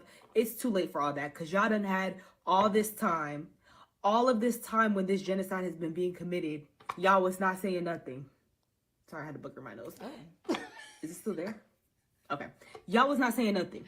Y'all didn't have nothing to say except for pushing products in our face and selling us y'all stuff. So now that people are saying, you know what? If you're not going to speak up on the shit that actually matters, if you're not going to use your platform to bring attention to these issues, all these people are dying. If you're going to be so arrogant and so tone deaf and so oblivious and so delulu that you can really sit up here and act like these things are not going on and just turn a blind eye to it, we're withdrawing our attention. We live in an attention economy, and I'm so glad that everybody's waking up to that and understanding the power that we actually have. Because like they say, on these apps that's free, what's really being sold is our attention. That's what's really making all this money for all these people. So I love to see that we're shutting it down, because celebrity culture really hasn't done nothing for us but distract us from the things that we really need to be focused on, and they need to get out. Pack it up. Blocked, pack it up. You blocked, pack it up, pack it up. Your services are no longer needed because y'all not doing nothing for nobody. So these celebrities are going to be scrambling. She ate and left no crumbs. So that is what's going on right now. And, you know, they said Lizzo's already tired. The first comment says, well, the third comment says, Lizzo already tired. They said Lizzo was out here crying, talking about, you know, don't unfollow me or something. Let's look up Lizzo. See what comes up. Blocking celebrities. Let's see. I don't know if she wrote something or said something.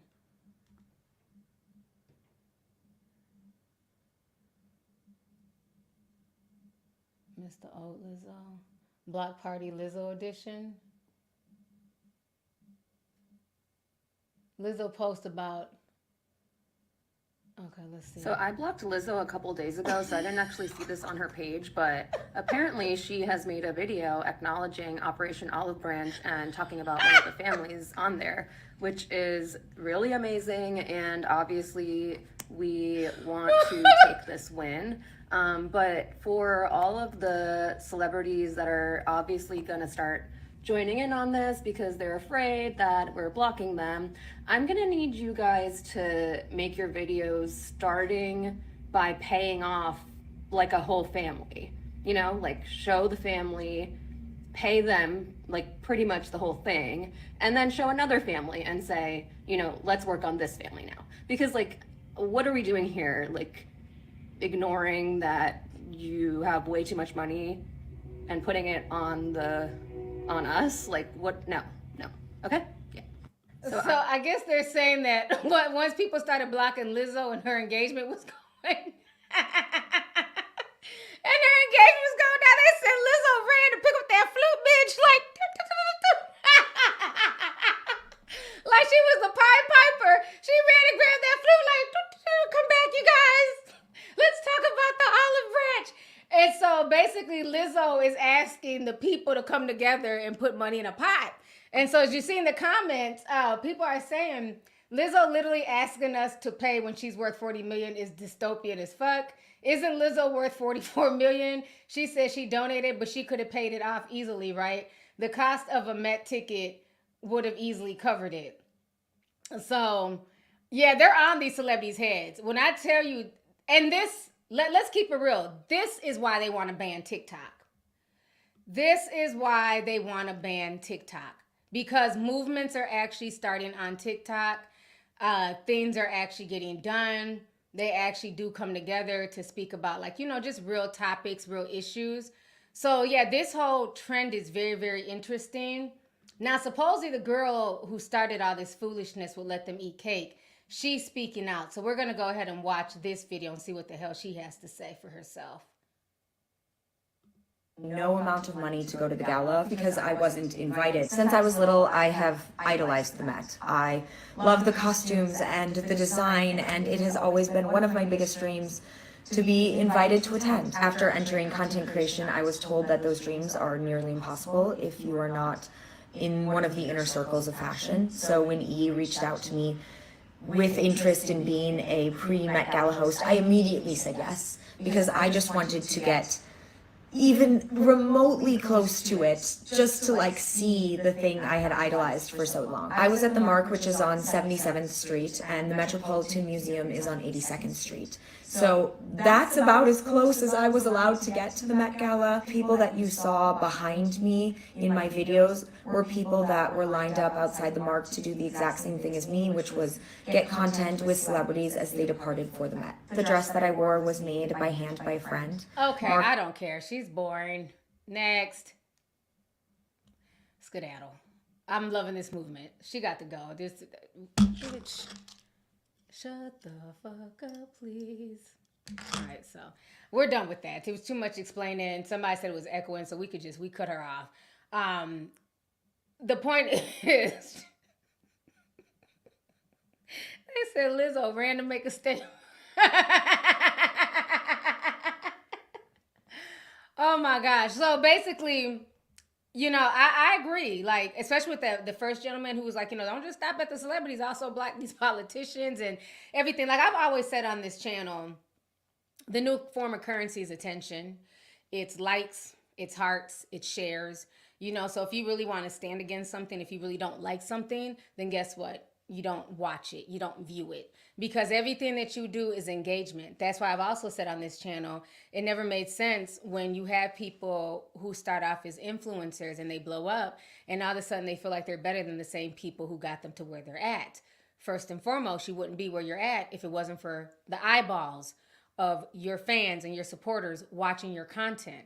Just like with these musicians, if it wasn't for the average fan paying $200-$300 a ticket to come see you sing and perform live and buy your merch, you know. So I think like people are really starting to like kind of low-key fight back, and folks are like, oh, this is a waste of time, they can just buy more followers. Buying followers is not the same as engagement. Okay, you can go on people's pages and you can see who buys followers, who has bots. Vlad, he has a lot of bots on his page. He doesn't really have 1 million followers. Most of his posts, he'll have 3 comments, and it's usually somebody selling some type of herpes cream. We have screenshots. We keep receipts, okay? So you can tell the people who use bots. They'll, like the conversation, the topic can be about oh, Beyonce's outfit for the Met Gala, and literally in the comment section, it's, oh, you know, call this 1-800 number to fill your prescription, or, oh, me and Jan went fishing this weekend. What does this have to do with this topic? So them buying bots, somebody said he's blocked too. Look, he tried to backtrack on that, getting that black lady fired, because Black Twitter drug his ass that whole weekend. So now he's talking about he was just trolling her. Sure, Jan. Sure, Jan. So, basically them buying more followers doesn't mean anything, because that's not real engagement. These bots are not really providing real engagement. So I don't think there's anything wrong with this. I think that this is a good movement. I think that more celebrities, you know, that's why I'm burnt out at this point. Why I stopped speaking on a lot of stuff. Because it's like, I get punished for it, for talking about more deep topics, for talking about world topics, and then everybody else can just talk about bullshit and get pushed through the algorithm. You know what I'm saying? The people who talk about real things, we're punished, you know, for talking about things to wake people up. So in order to circumvent the bullshit, I have my Discord, I have stuff for my paid members, and we talk about stuff there and we keep it pushing. You know, so yeah, you have people who have the means to speak out about a lot of things, and they don't. And that's very unfortunate. So I think that let them eat cake situation, I don't care how she tries to spin it, that was very inappropriate.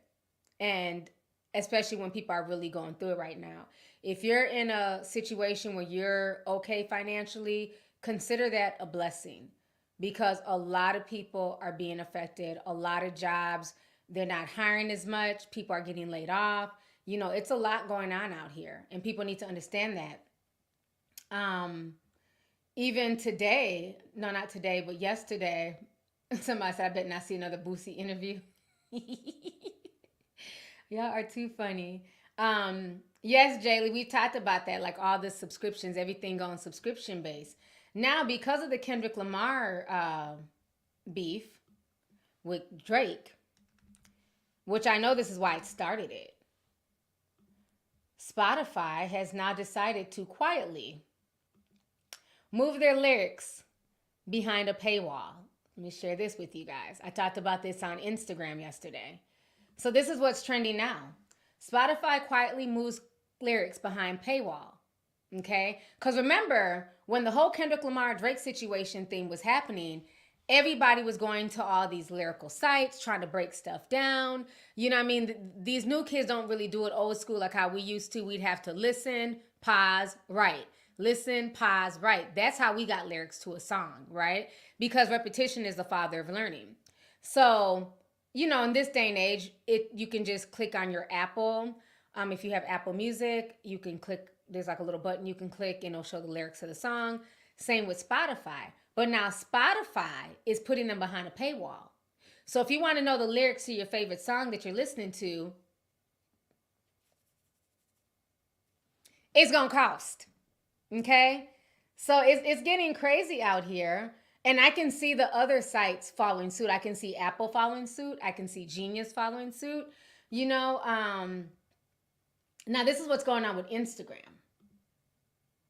We talked about this yesterday. So put a teacup if you guys remember me saying years ago that eventually social media is going to be, you're going to have to pay to get onto social media.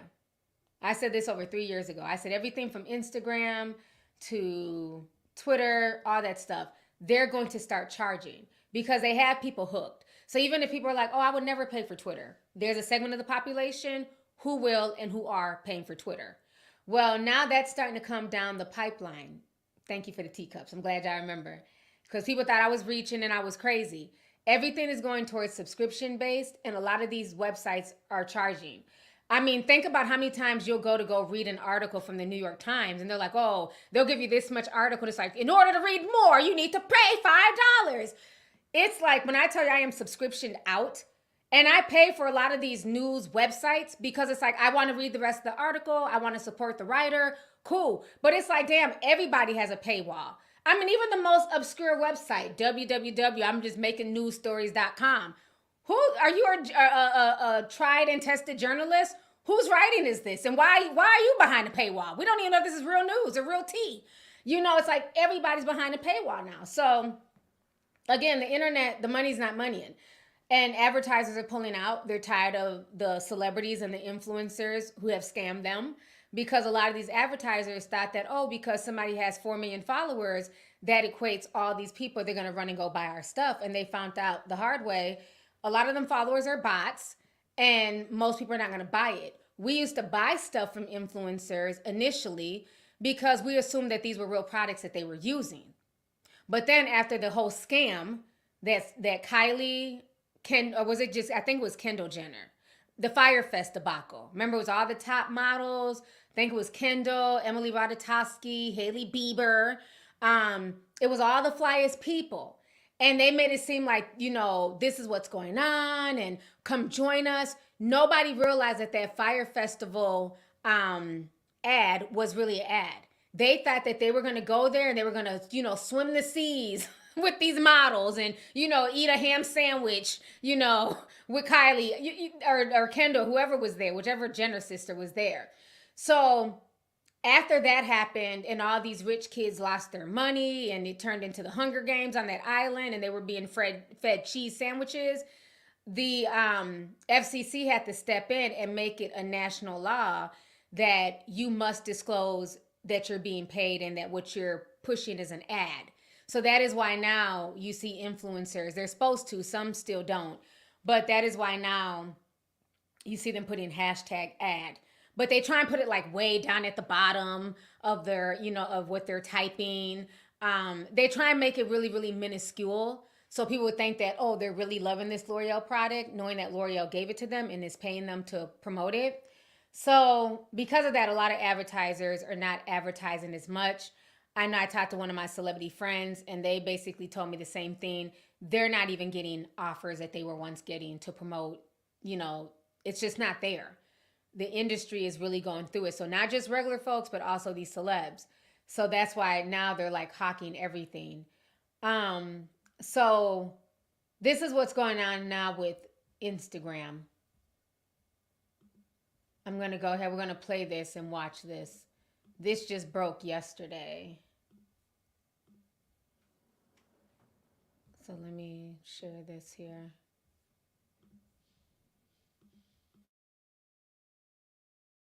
Okay, this might be the biggest Instagram news yet. I had to pull over for this. With this change, pretty soon you're going to have to pay if you want more views or more followers. Soon they're going to be testing a new tiered option for Meta Verified where you can pay different monthly fees, and the more you pay, the better results you're going to get. This is freaking nuts. For $15 a month, you're still going to get the same thing that you got before, like the blue badge, impersonation protection, and chat support. Tier number 2 is that for $45 a month, you're going to get improved support and you're going to be able to add links to 2 reels per month. You're also going to become a quote-unquote featured account. The third tier is $120 per month. It includes 4 links in your reels and some more additional benefits. And the top tier is $350 per month, and it includes 8 links in your reels and an annual profile review. It also says that the top tier is the quote-unquote most featured. Now, currently, this is just something that they're testing, so please help spread this post so we can spread the news and make sure that this test never becomes a reality.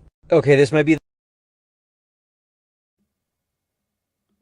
Well, I'm sorry to scare you, but it's about to be a reality. The fact that I can understand charging because it's like, okay, fine, we've been, you guys have been on this platform and, we want money. But the fact that they're like the super duper deluxe package is $350 a month, that is insane. So now there's no such thing as going viral. There's no more social media for the average person to be seen, like me and so many other people. You know what I'm saying? They're making it now that if somebody is placed in front of you, it's because they paid for it. But what if the average person who should be placed in front of you is more talented or more genuine or knows, whatever craft that they're trying to show you? They're not going to be showed freely and fairly because they don't have the money to pay $350 a month. Because the higher the tier, the more they'll feature you. So we are definitely going down a slippery slope, but I have been talking about this for years now. And now it's starting to manifest. $350 a month. That is insane. That is an electric bill, water bill, heat, cooling, I couldn't imagine paying $350 a month for Instagram. Well, me and Instagram been beefing since, you know what I'm saying, for the past few years, so they can't get a dime out of me. That blue check mark, that's mine. I would never give them a dime. As much as they've censored me on that platform, hell no. So, and then I'm also hearing that the same thing is going on with Snapchat as well. They're starting to charge that same thing to get exposure, to be seen. You know, for now, TikTok is free because they're struggling to see if they're even going to be here, you know, in a few months. But that's really sad. I think it's sad and it's scary. It sets a precedence because now whatever's on your feed, it's not there because by happenstance or because it's genuinely good content. It's there because the person who wants it shown in front of you paid for it. It's literally online payola. And that's where we're going.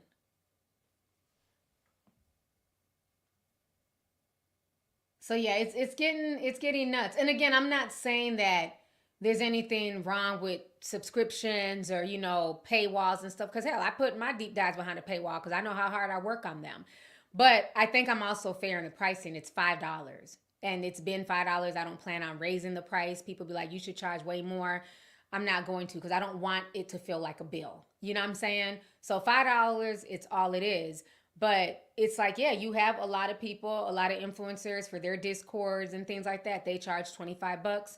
Some of them charge $50 a month.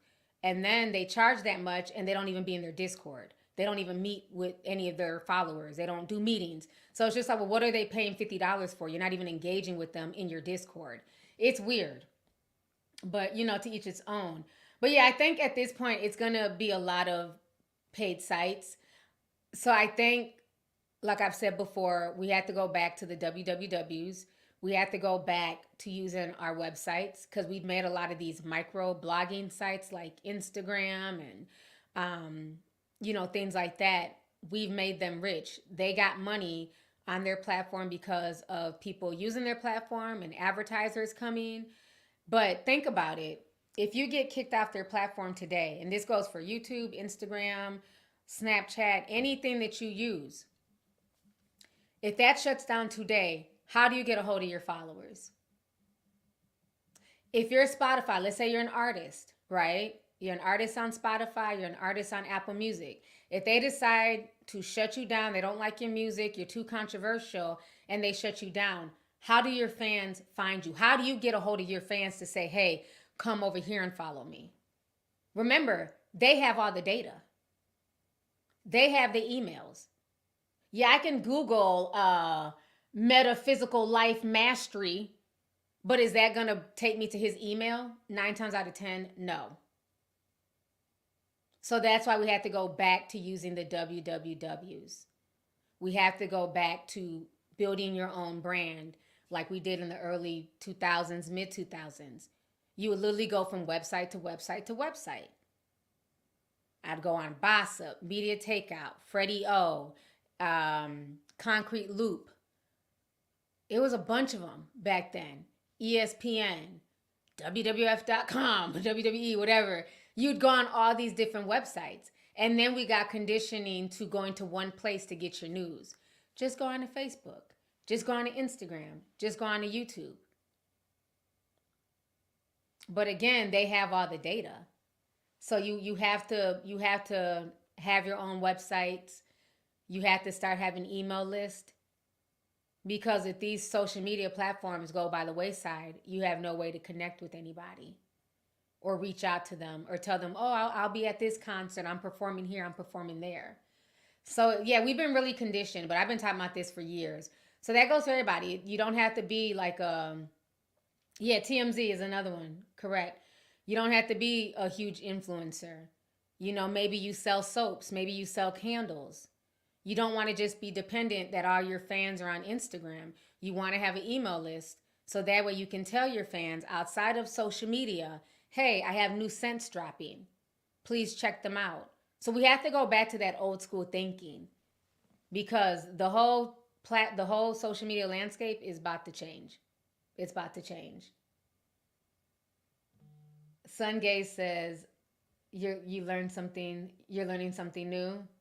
Yeah.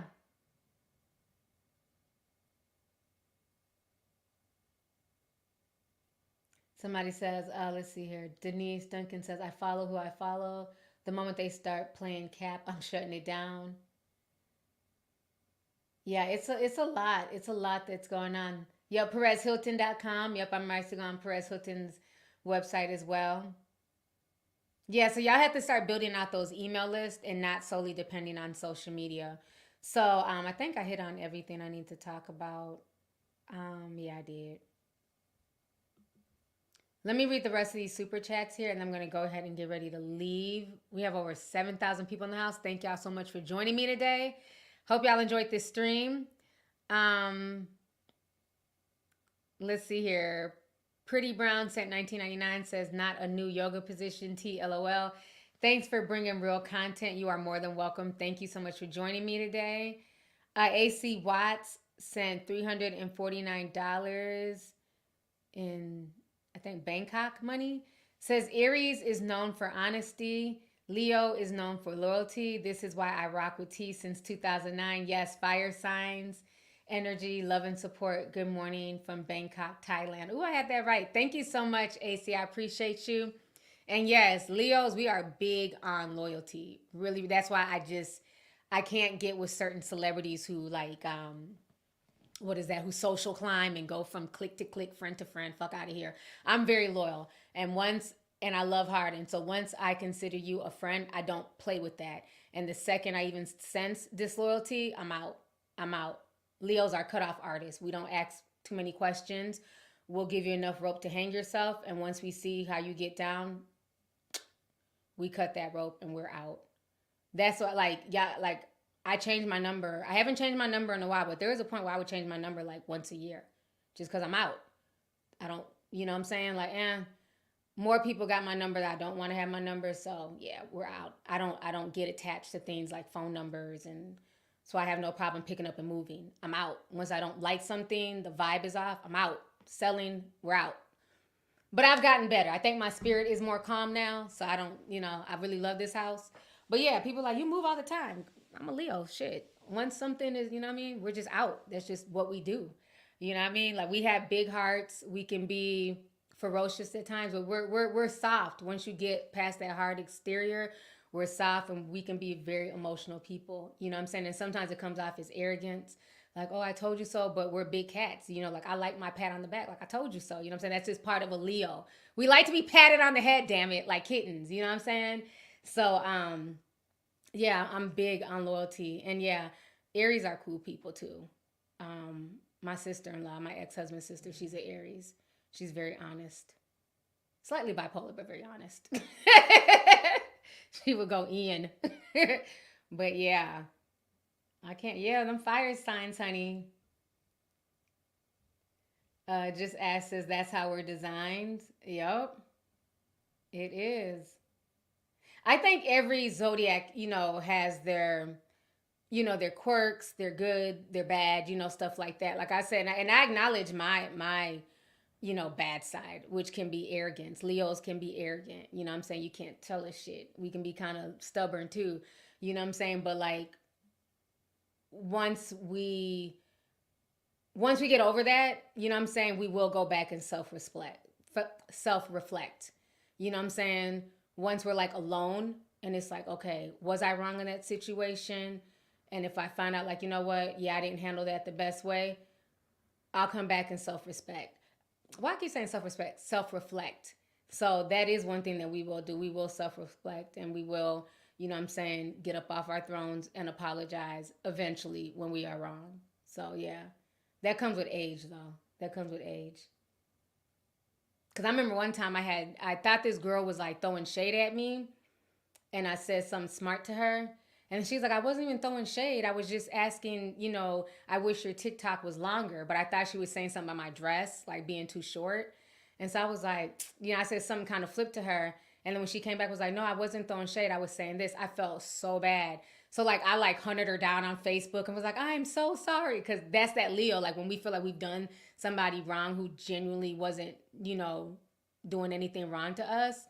Yeah, that's that sensitive side. So, like, I like hunted her down and looked up her real name and shit, and I sent her like a whole message. She was like, "Oh my gosh," I know she's probably surprised, like, "What the fuck?" But that's that Leo in me. Like, I had to like make amends. Like, I wouldn't have been able to like sleep well. You know what I mean? Because it was just a misunderstanding. Yeah, we will snap fast, but if we're in the wrong, we'll come back and apologize. We will. Let's see here. Risky Sim 499 says, interesting how Drake is hiding all of his black children, but claiming the ones with white women. Claiming the one with the white woman. Again, I need, them babies do look like him, but we need DNA tests. We need proof. Adonis was tested 3 times, so we know Adonis is his.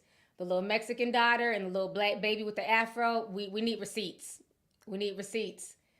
So that's the thing. But they do look like Drake, though. They definitely look like Drake. Let's see here. Sharice Senpai says it's because the music industry, they're losing money to YouTube celebrities. Yeah. I think that's why they're trying to get into with the streaming, like with the Kai Cenat. You notice like all the rappers now are like shouting him out.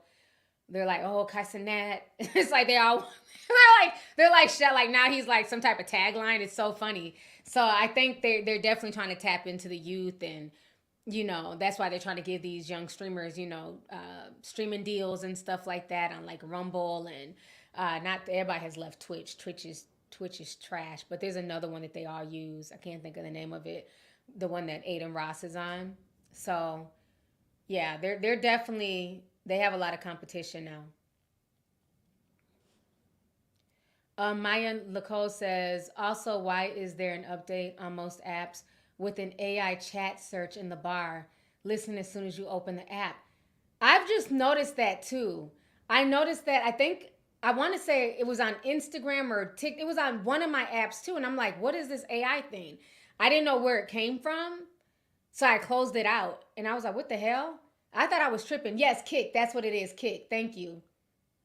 Yeah, some of them are on Rumble too. Rumble is more of a free, Ben Solo. Rumble's like more of like a free speech platform. So there's like a lot of conservatives on Rumble, and some of the streamers are now on Rumble as well. They're getting a big ass Rumble bag. So yeah, Rumble and Kick. Those are the main ones.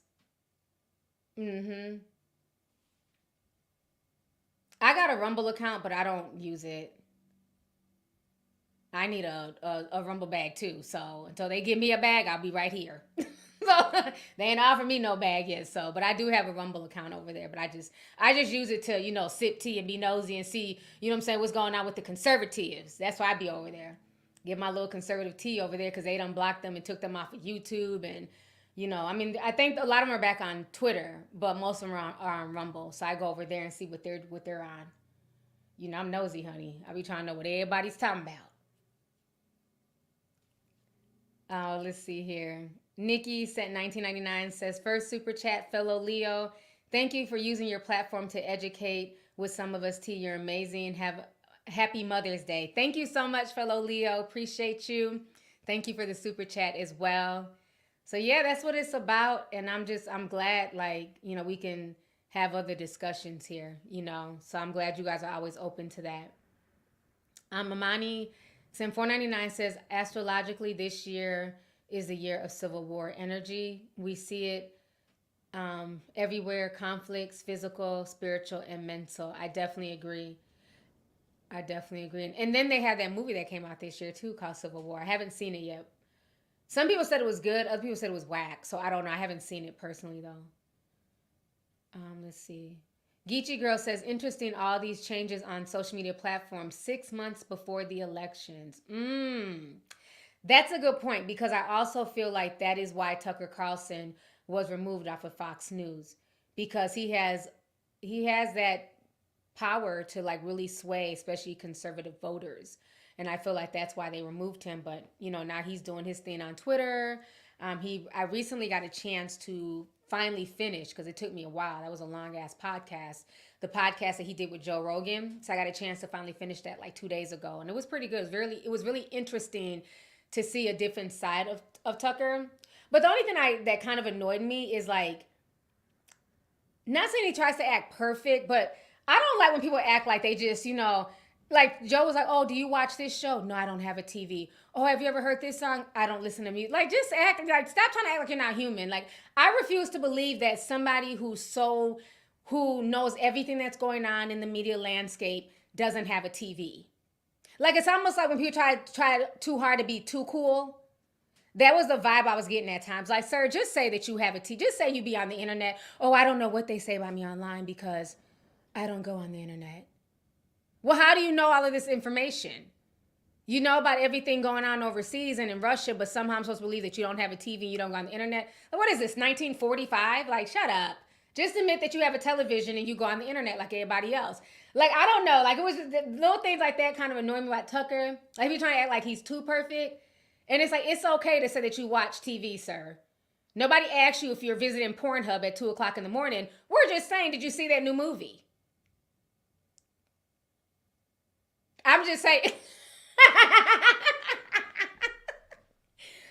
I just be saying whatever comes to my head. I don't care. I mean, he was acting like they were asking about porn or something. I don't watch television. Okay, Tucker. I'm just saying. I don't like when people do that. After a while, it's just like, okay. Like when they try to act like they're like above, like just normal shit. Oh, I only use Grey Poupon. Like, shut the fuck up. And you use French's mustard every now and then. You're not just sitting there putting Grey Poupon on everything, sir. So that was the only thing that was like kind of annoying me. Like he was acting like he was just, oh, I don't do that. Oh, I don't know anything about that. Like, okay, all right. But then when Joe would ask him about stuff, it's like he would shoot it off. Well, how do you know all of this? Like everything is not in a book. Like some stuff is on the internet. Like I just refuse to believe that all he does is sit at home and just read books. You're definitely on social media.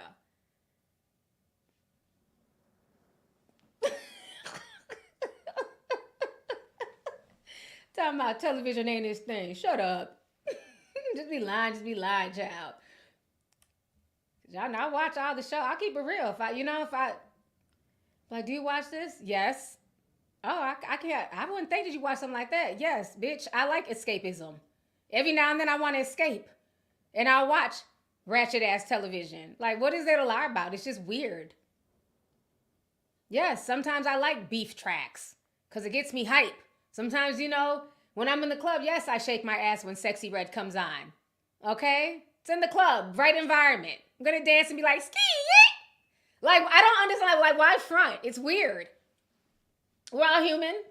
You know what I'm saying? Am I going to be in the kitchen talking about my booty hole brown when I'm cooking? No.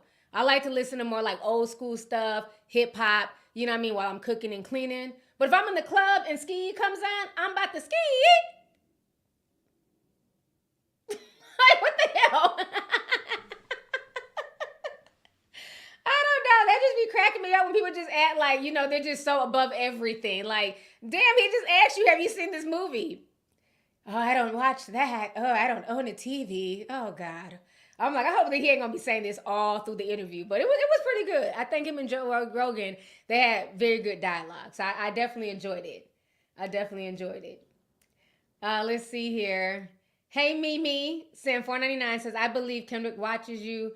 You asked for something to dance to and he delivered and gave instructions. From your Pisces tea sipper. Thank you so much, Mimi. I believe it too. Because I was saying that when no dudes was hitting that angle. And everybody kept saying, T, it's not about shaking your ass. This is about beef. I'm like, fuck that shit. I need a club banger, okay? Because I'm sorry. Drop and Give Me 50 was fire, and Family Matters was fire to me. I like both of those Drake diss tracks. The Heart 6, trash, throw it away. Okay? So, yes, Kendrick listened, and I'm happy. I believe he's a tea sipper, too. I don't care what anybody says. Let me just, live with that image in my head. Let's see here. Onyx says, T, I love this color on you. Can we please get a true crime section in the Discord? Also, can you talk about the teacher going viral on TikTok? Ooh, yes. True crime. We do. We have an ID. If I'm not mistaken, Discorders, don't we have an ID channel type section in the Discord? I might be wrong. But I thought we did for like true crime. Maybe it's not called true crime, but I think it's like the ID channel section. Because I know we have a Game of Thrones room for all the and Game of Thrones, the new season will be coming soon, so stay tuned. But I believe we do. I might be wrong. If not, I'll create one. I'll have Rejoice create one. We do. Okay, so Tierra says we do. Okay, so we do have one. That's what I thought. Because y'all know I love the ID channel, child. When I can't sleep, I be up, scared as hell watching the ID channel. I should be ashamed of myself, but I love the ID channel. Okay, so we do. Yeah, so they're saying that we do. It's in there. Sometimes what happens is that if you click on like the main section, it will make like the rooms disappear. So you have to like click the drop box and then you'll see all the rooms. Because that happens to me sometimes too. Well, I'll be like, well, damn, where is this room? And I can't find it. But that's because the full drop section wasn't all the way dropped down. So that, but yeah, there's one of them in there. That's good to know. Okay, so this teacher, let's talk about that real quick. And then, let's see here.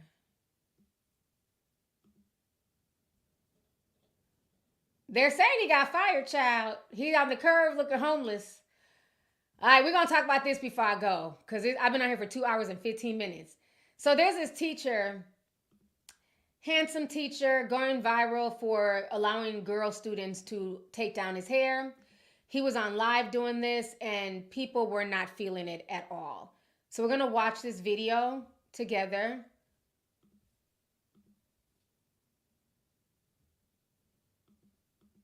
Okay. Last Friday, 10 minutes before dismissal time, I decided to live stream my students helping me take my hair out. There was quite the discourse in the chat, which had people saying this was inappropriate and other people saying this was completely fine. There was nothing wrong. Not the sad elevator music. People were just making it weird. So of course I had to bring this issue to the big stage. I would like to represent myself in this case, Your Honor, if I may.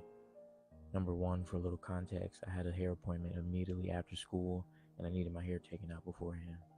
I would have taken it out the night before, but that Friday we had a camera crew coming in to shoot a promotional video and I was one of the ones being interviewed. So I had to look presentable, so I didn't take my hair out. I didn't have the time to do it all myself because it would have taken me. Okay, some people are saying that they can't hear. He's going for some sexy, sultry, depressed elevator music. It's turned all the way up, so you might have to put in your ear pods. It's turned all the way up though. He's trying to, oh my God, and then he's, I guess. We're gonna keep watching. Forever. So naturally I asked about 4 or 5 of my over 100 best friends to assist me in taking my hair out and they all agreed. Number 2, this was at the end of class. This week, let's go ahead and stir the pot a little, shall we? Last Friday, 10 minutes before dismissal time, I decided to live stream my students helping me take my hair out. There was quite the discourse in the chat, which had people saying this was inappropriate and other people saying this was completely fine. There was nothing wrong with what I was doing and people were just making it weird. So of course I had to bring this issue to the big stage.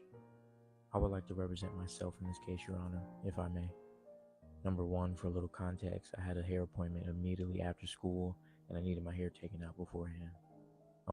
Since it was Friday and all of my students did an excellent job on their STEM field projects and presentations, I told them if we get one solid presentation in this class, I'll end class a little early and they can have fun and play basketball, darts, or be on their phones or whatever. And during that time, my team would help me take my hair out. A couple of these were students from my class, but others were students from other classes. I wrote all of them a pass at the beginning of the class period, requesting their assistance 10 minutes before dismissal. I told the teachers only send them if all of their work was completed and they had good behavior. They all met the criteria, so 10 minutes before dismissal, they showed up for their job. My next point I'd like to make is if I was a female teacher, those people wouldn't be in the comments saying, oh, this is weird, this is inappropriate. Because me personally, I don't think there's anything weird about this. People are saying, oh, that's too intimate. To me, it's literally just hair. It doesn't have to be weird. Some people have never had cool teachers, and it shows. I personally believe that building authentic relationships, since it was Friday and all of my students did an excellent job, had cool teachers, and it shows. I personally believe that building authentic relationships with students is paramount in being an effective teacher. I make sure my students know and can feel that I care about them beyond the schoolwork and all the stuff that I have to make them do. I take the time to get to know my students outside of academics, because caring for the whole child is what's important. Some of these students have been with me since I was a substitute 4 years ago. They see me as a big brother or a father figure, as some of them say. And me, I don't want kids of my own, so all of these kids are literally my children. And in case you're wondering about their parents, most of them follow me on social media and always talk about my videos with their kids. They always tell me that they're so grateful that their kids have someone like me in their life.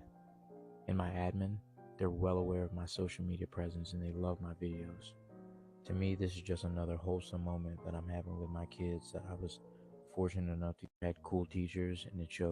Yeah, let's go ahead and start clearing some people. Start off with this gentleman right here. You're letting your daughters play in a grown man's head. God forbid I had kids, but if I had a daughter with a teacher like myself, with a good heart, good spirit, sound mind, no, I would not mind if they took his hair out. That's what little girls like to do. They like to do hair and do nails and makeup. I have 5 little sisters. You bet your ass I done had a wig on my head before, had a whole lace front.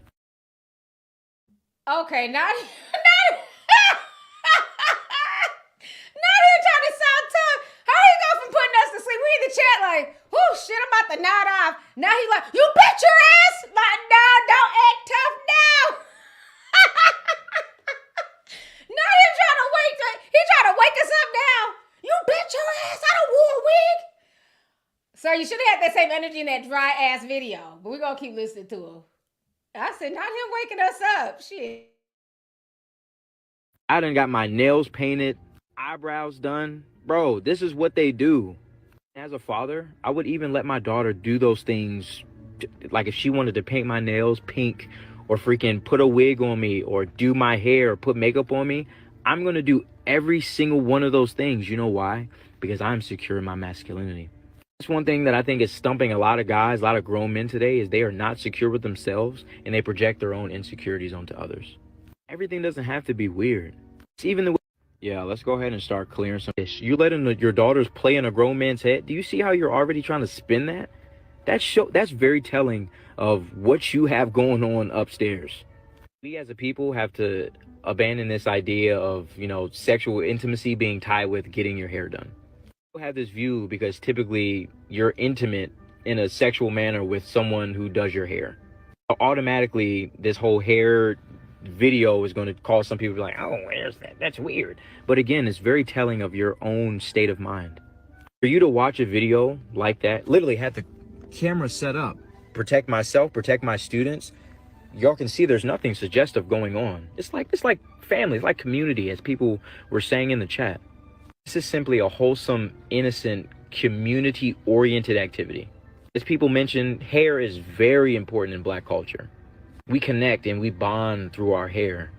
And just like I said, little girls love to do hair. Bro, they jumped at the opportunity. You letting your daughters play in a grown man's head? Do you see how you're already trying to spin that? All right, sir. Enough for you. I'm sorry, but the chat got me over here dying.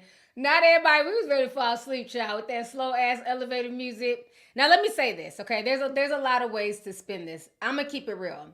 When I watch the video, I don't get anything sexual from the video. I don't get, perverted energy. I don't get that from him. And that is one thing with young girls. They do like to do hair and nails, and they want to practice on, the teachers and the student teacher and stuff like that. But I think he also needs to be careful. There's definitely a slippery slope. And I think the problem is this, right? I know we have the teachers of TikTok, but I think a lot of these teachers have gotten too comfortable. And I feel like in a way they're low-key trying to chase social media fame. Because I don't understand how a lot of these teachers are doing social media in their job. Just teach. Even if this was a free day, right? Because I understand kids get free days and stuff like that. So even if this was one of those free days and he needed help taking his hair down, I don't see anything bad with it per se. Because like I said, I don't feel like any type of energy it was sexual or nothing like that.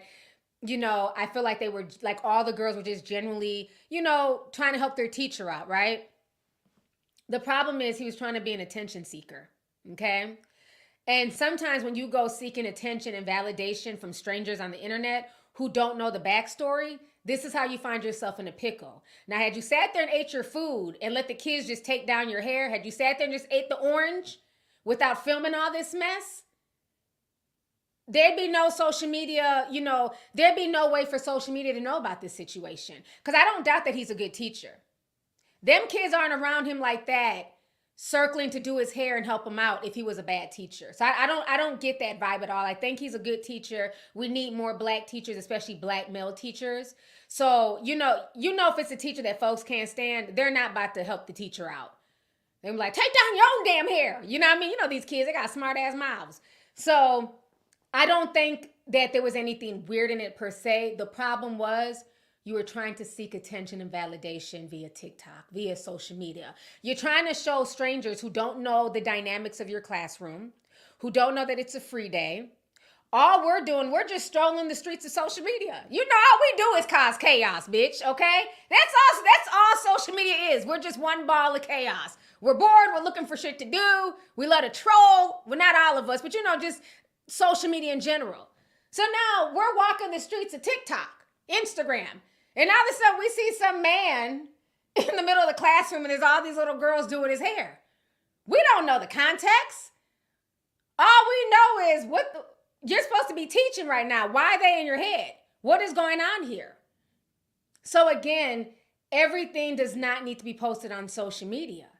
Had you just kept this in the classroom amongst your little tribe of children that love you, there'd be no scrutiny. But because you were chasing clout, hoping to be one of the top teachers of TikTok, because there's a whole teachers of TikTok, all they do in that bitch is rant and rave and talk about how these kids ain't shit. How they can't read, they be cussing out the parents. Teachers of TikTok is messy. I be in that little hashtag cracking up. I said, damn, these parents done dropped the ball. They be like, these kids can't read. They don't know language. Dumbass kids with these dumbass parents. They be going, I'm like, what teacher is this? They be cursing and going off. But I think he was trying to be the teacher of TikTok for the month, and it backfired, unfortunately. And I don't know if he really got fired, but they're saying that he was fired and he's sitting on the curb. The only people who sit on curbs is Monica and this man. Let me see if I can find that picture of him. He's sitting on the curb looking, lost and sad. Where is it at? I don't know where the hell it went. I said it was on damn. I had it up. He was sitting on the curb looking like they done fired him. He ain't had nowhere else to go. But do I think that, okay, long story short, do I feel like he should be fired? No. I don't think this is a fireable offense. I get the vibe from him because I'm pretty good on energy and picking up vibes. All jokes aside, y'all know I like to crack jokes and be funny. We got to laugh because that video was boring. But I do get good energy. I do feel like he's a good teacher. A lot of the comments I read online from some of the parents who have kids in this classroom, they've all said really good things about him, that their daughters, their sons really like him. You know what I'm saying? So, again, I get good vibes from him. But I think the problem is we have too many people who are mixing their real day-to-day work with social media, okay? And everything is not for social media because, unfortunately, with social media, there's no context, okay? So when I'm a parent and I'm paying taxes, I don't want to see you on Twitter. I don't want to see you live streaming from your classroom, you getting your hair done. My taxes are going to your paycheck for you to teach the classroom.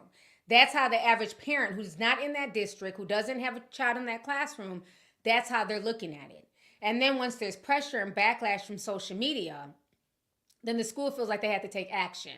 So that might be why the school fired him, if that's even true. Remember that female cop? Remember she was trying to be a TikToker and a cop. She's out there. She's supposed to be on the beat. She's supposed to be, trying to solve crimes. Instead, she's over here she's at the crime scene doing TikTok dances. Ma'am, you want to pick up the body? Like, what is wrong with people? Like, they're so ready to be, Instagram famous, TikTok famous. You're supposed to be out here picking up bullets. You're supposed to be out here with your magnifying glass, solving crimes and shit. This bitch want to stop every 5 minutes and, talking her patrol car. So they eventually fired her, as they should have. You don't make us feel safe as citizens. You're busy chasing fame. Go be a TikToker. She lost her job as a police officer. So I think this should be a learning lesson. I don't think there's necessarily anything wrong per se with what he was doing based in the context of everything. It was a free day. He wasn't able to take his hair down the night before. There was pictures that he had to take, and he wanted to still look somewhat presentable. So the students were trying to help him. I get that. But there's also a time and place for everything. And I just think that I get why some parents would look at that and wouldn't be comfortable. You know, I don't have daughters. If I did, would I want my daughter taking down his hair? I don't know. I guess, again, it would depend on the context. Is this a teacher that she talks highly about, that the students like, and she's doing him a favor? You know what I'm saying? It just really, it really depends. You know, is this just a neutral situation? Or is he, you know, we're teachers out here. So you have to really be careful with that. You don't want to step that boundary. So I think he needs to kind of move smarter. Somebody said, I think Buddy was just trying to go viral. I agree, Bree. I think that's what it was. He thought, you know, he was going to go viral. Like, oh, the students are, you know, looking out for this male teacher. And everybody was like, no, this is creepy as fuck. Unfortunately, if it was a female teacher, of course they're not going to get backlash because it's young girls doing a female teacher's hair. Not saying that the female couldn't be a freak trying to turn out their young girls. Not saying that. But it's not going to, it doesn't look as bad to society than when it's a man and you have a bunch of girls around him. Unfortunately, people sexualize everything, and especially on social media. So he has to be really, really careful with that. So hopefully he wasn't fired, but I think he needs to make better decisions. Hey, y'all ready for prom tomorrow? I know that's right. All the kids are coming over. It's getting late. It's time for me to leave, child. But yeah, so I don't think he needs to be fired, but I think that, you know, he needs to learn from this. And I just think at this point, teachers just need to teach.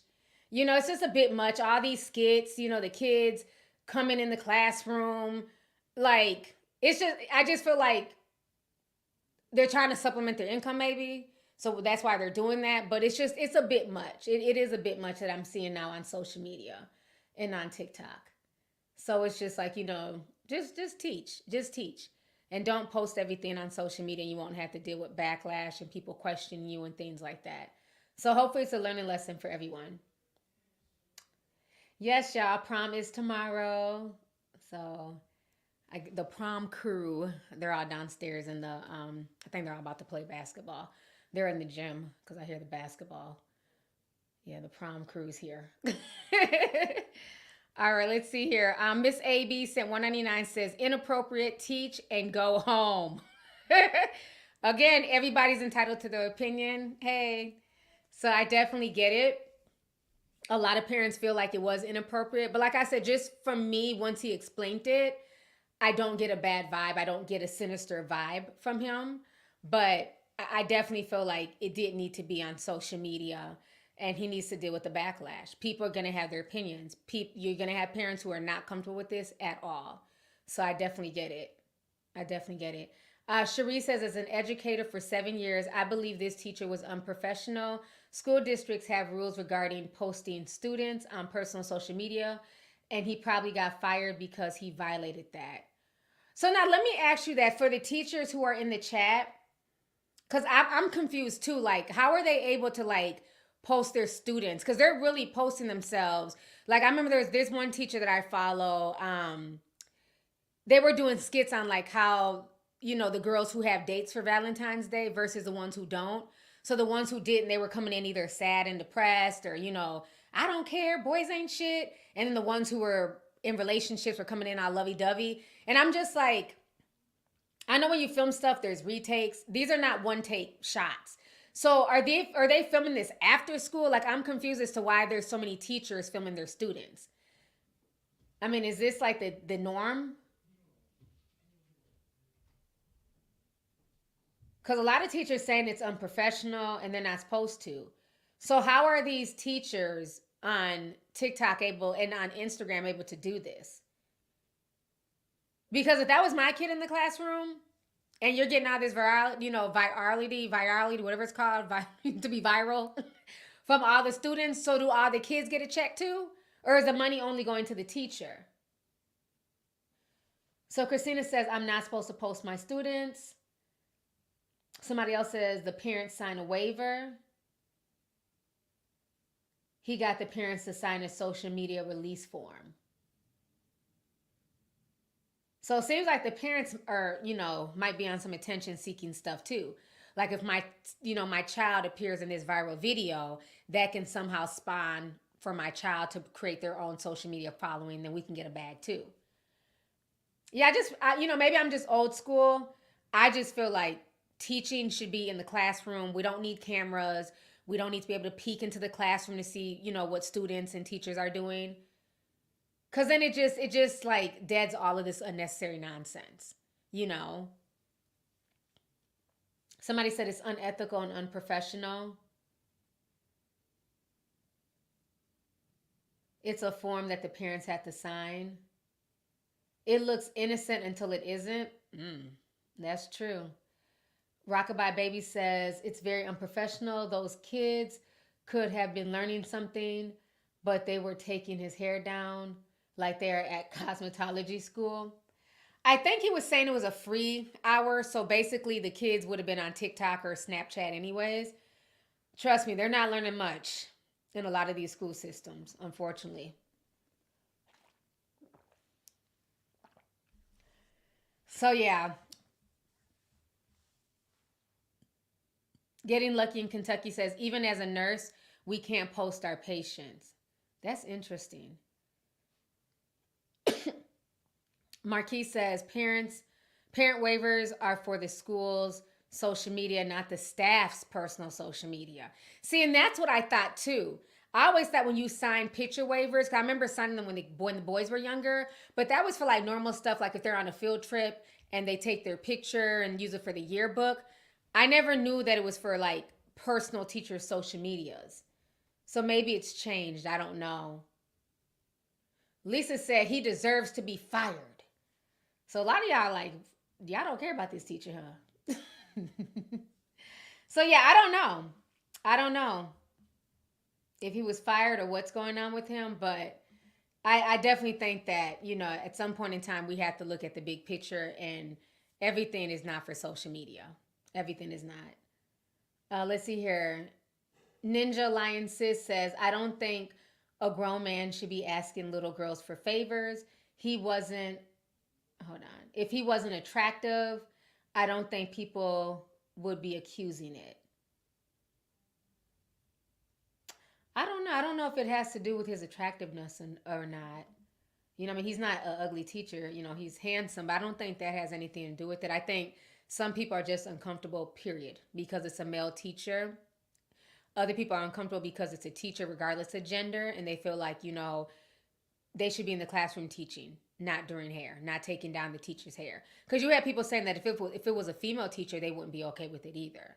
So I just think at some point in time, we got to bring professionalism back to the jobs. Like, I don't, it's almost like I'm seeing too many cops on TikTok, too many, lawyers, too many social workers, teachers. I don't know. It's just very odd because I'm like, well, videos take time to shoot, edit, get angles. When are we doing all this?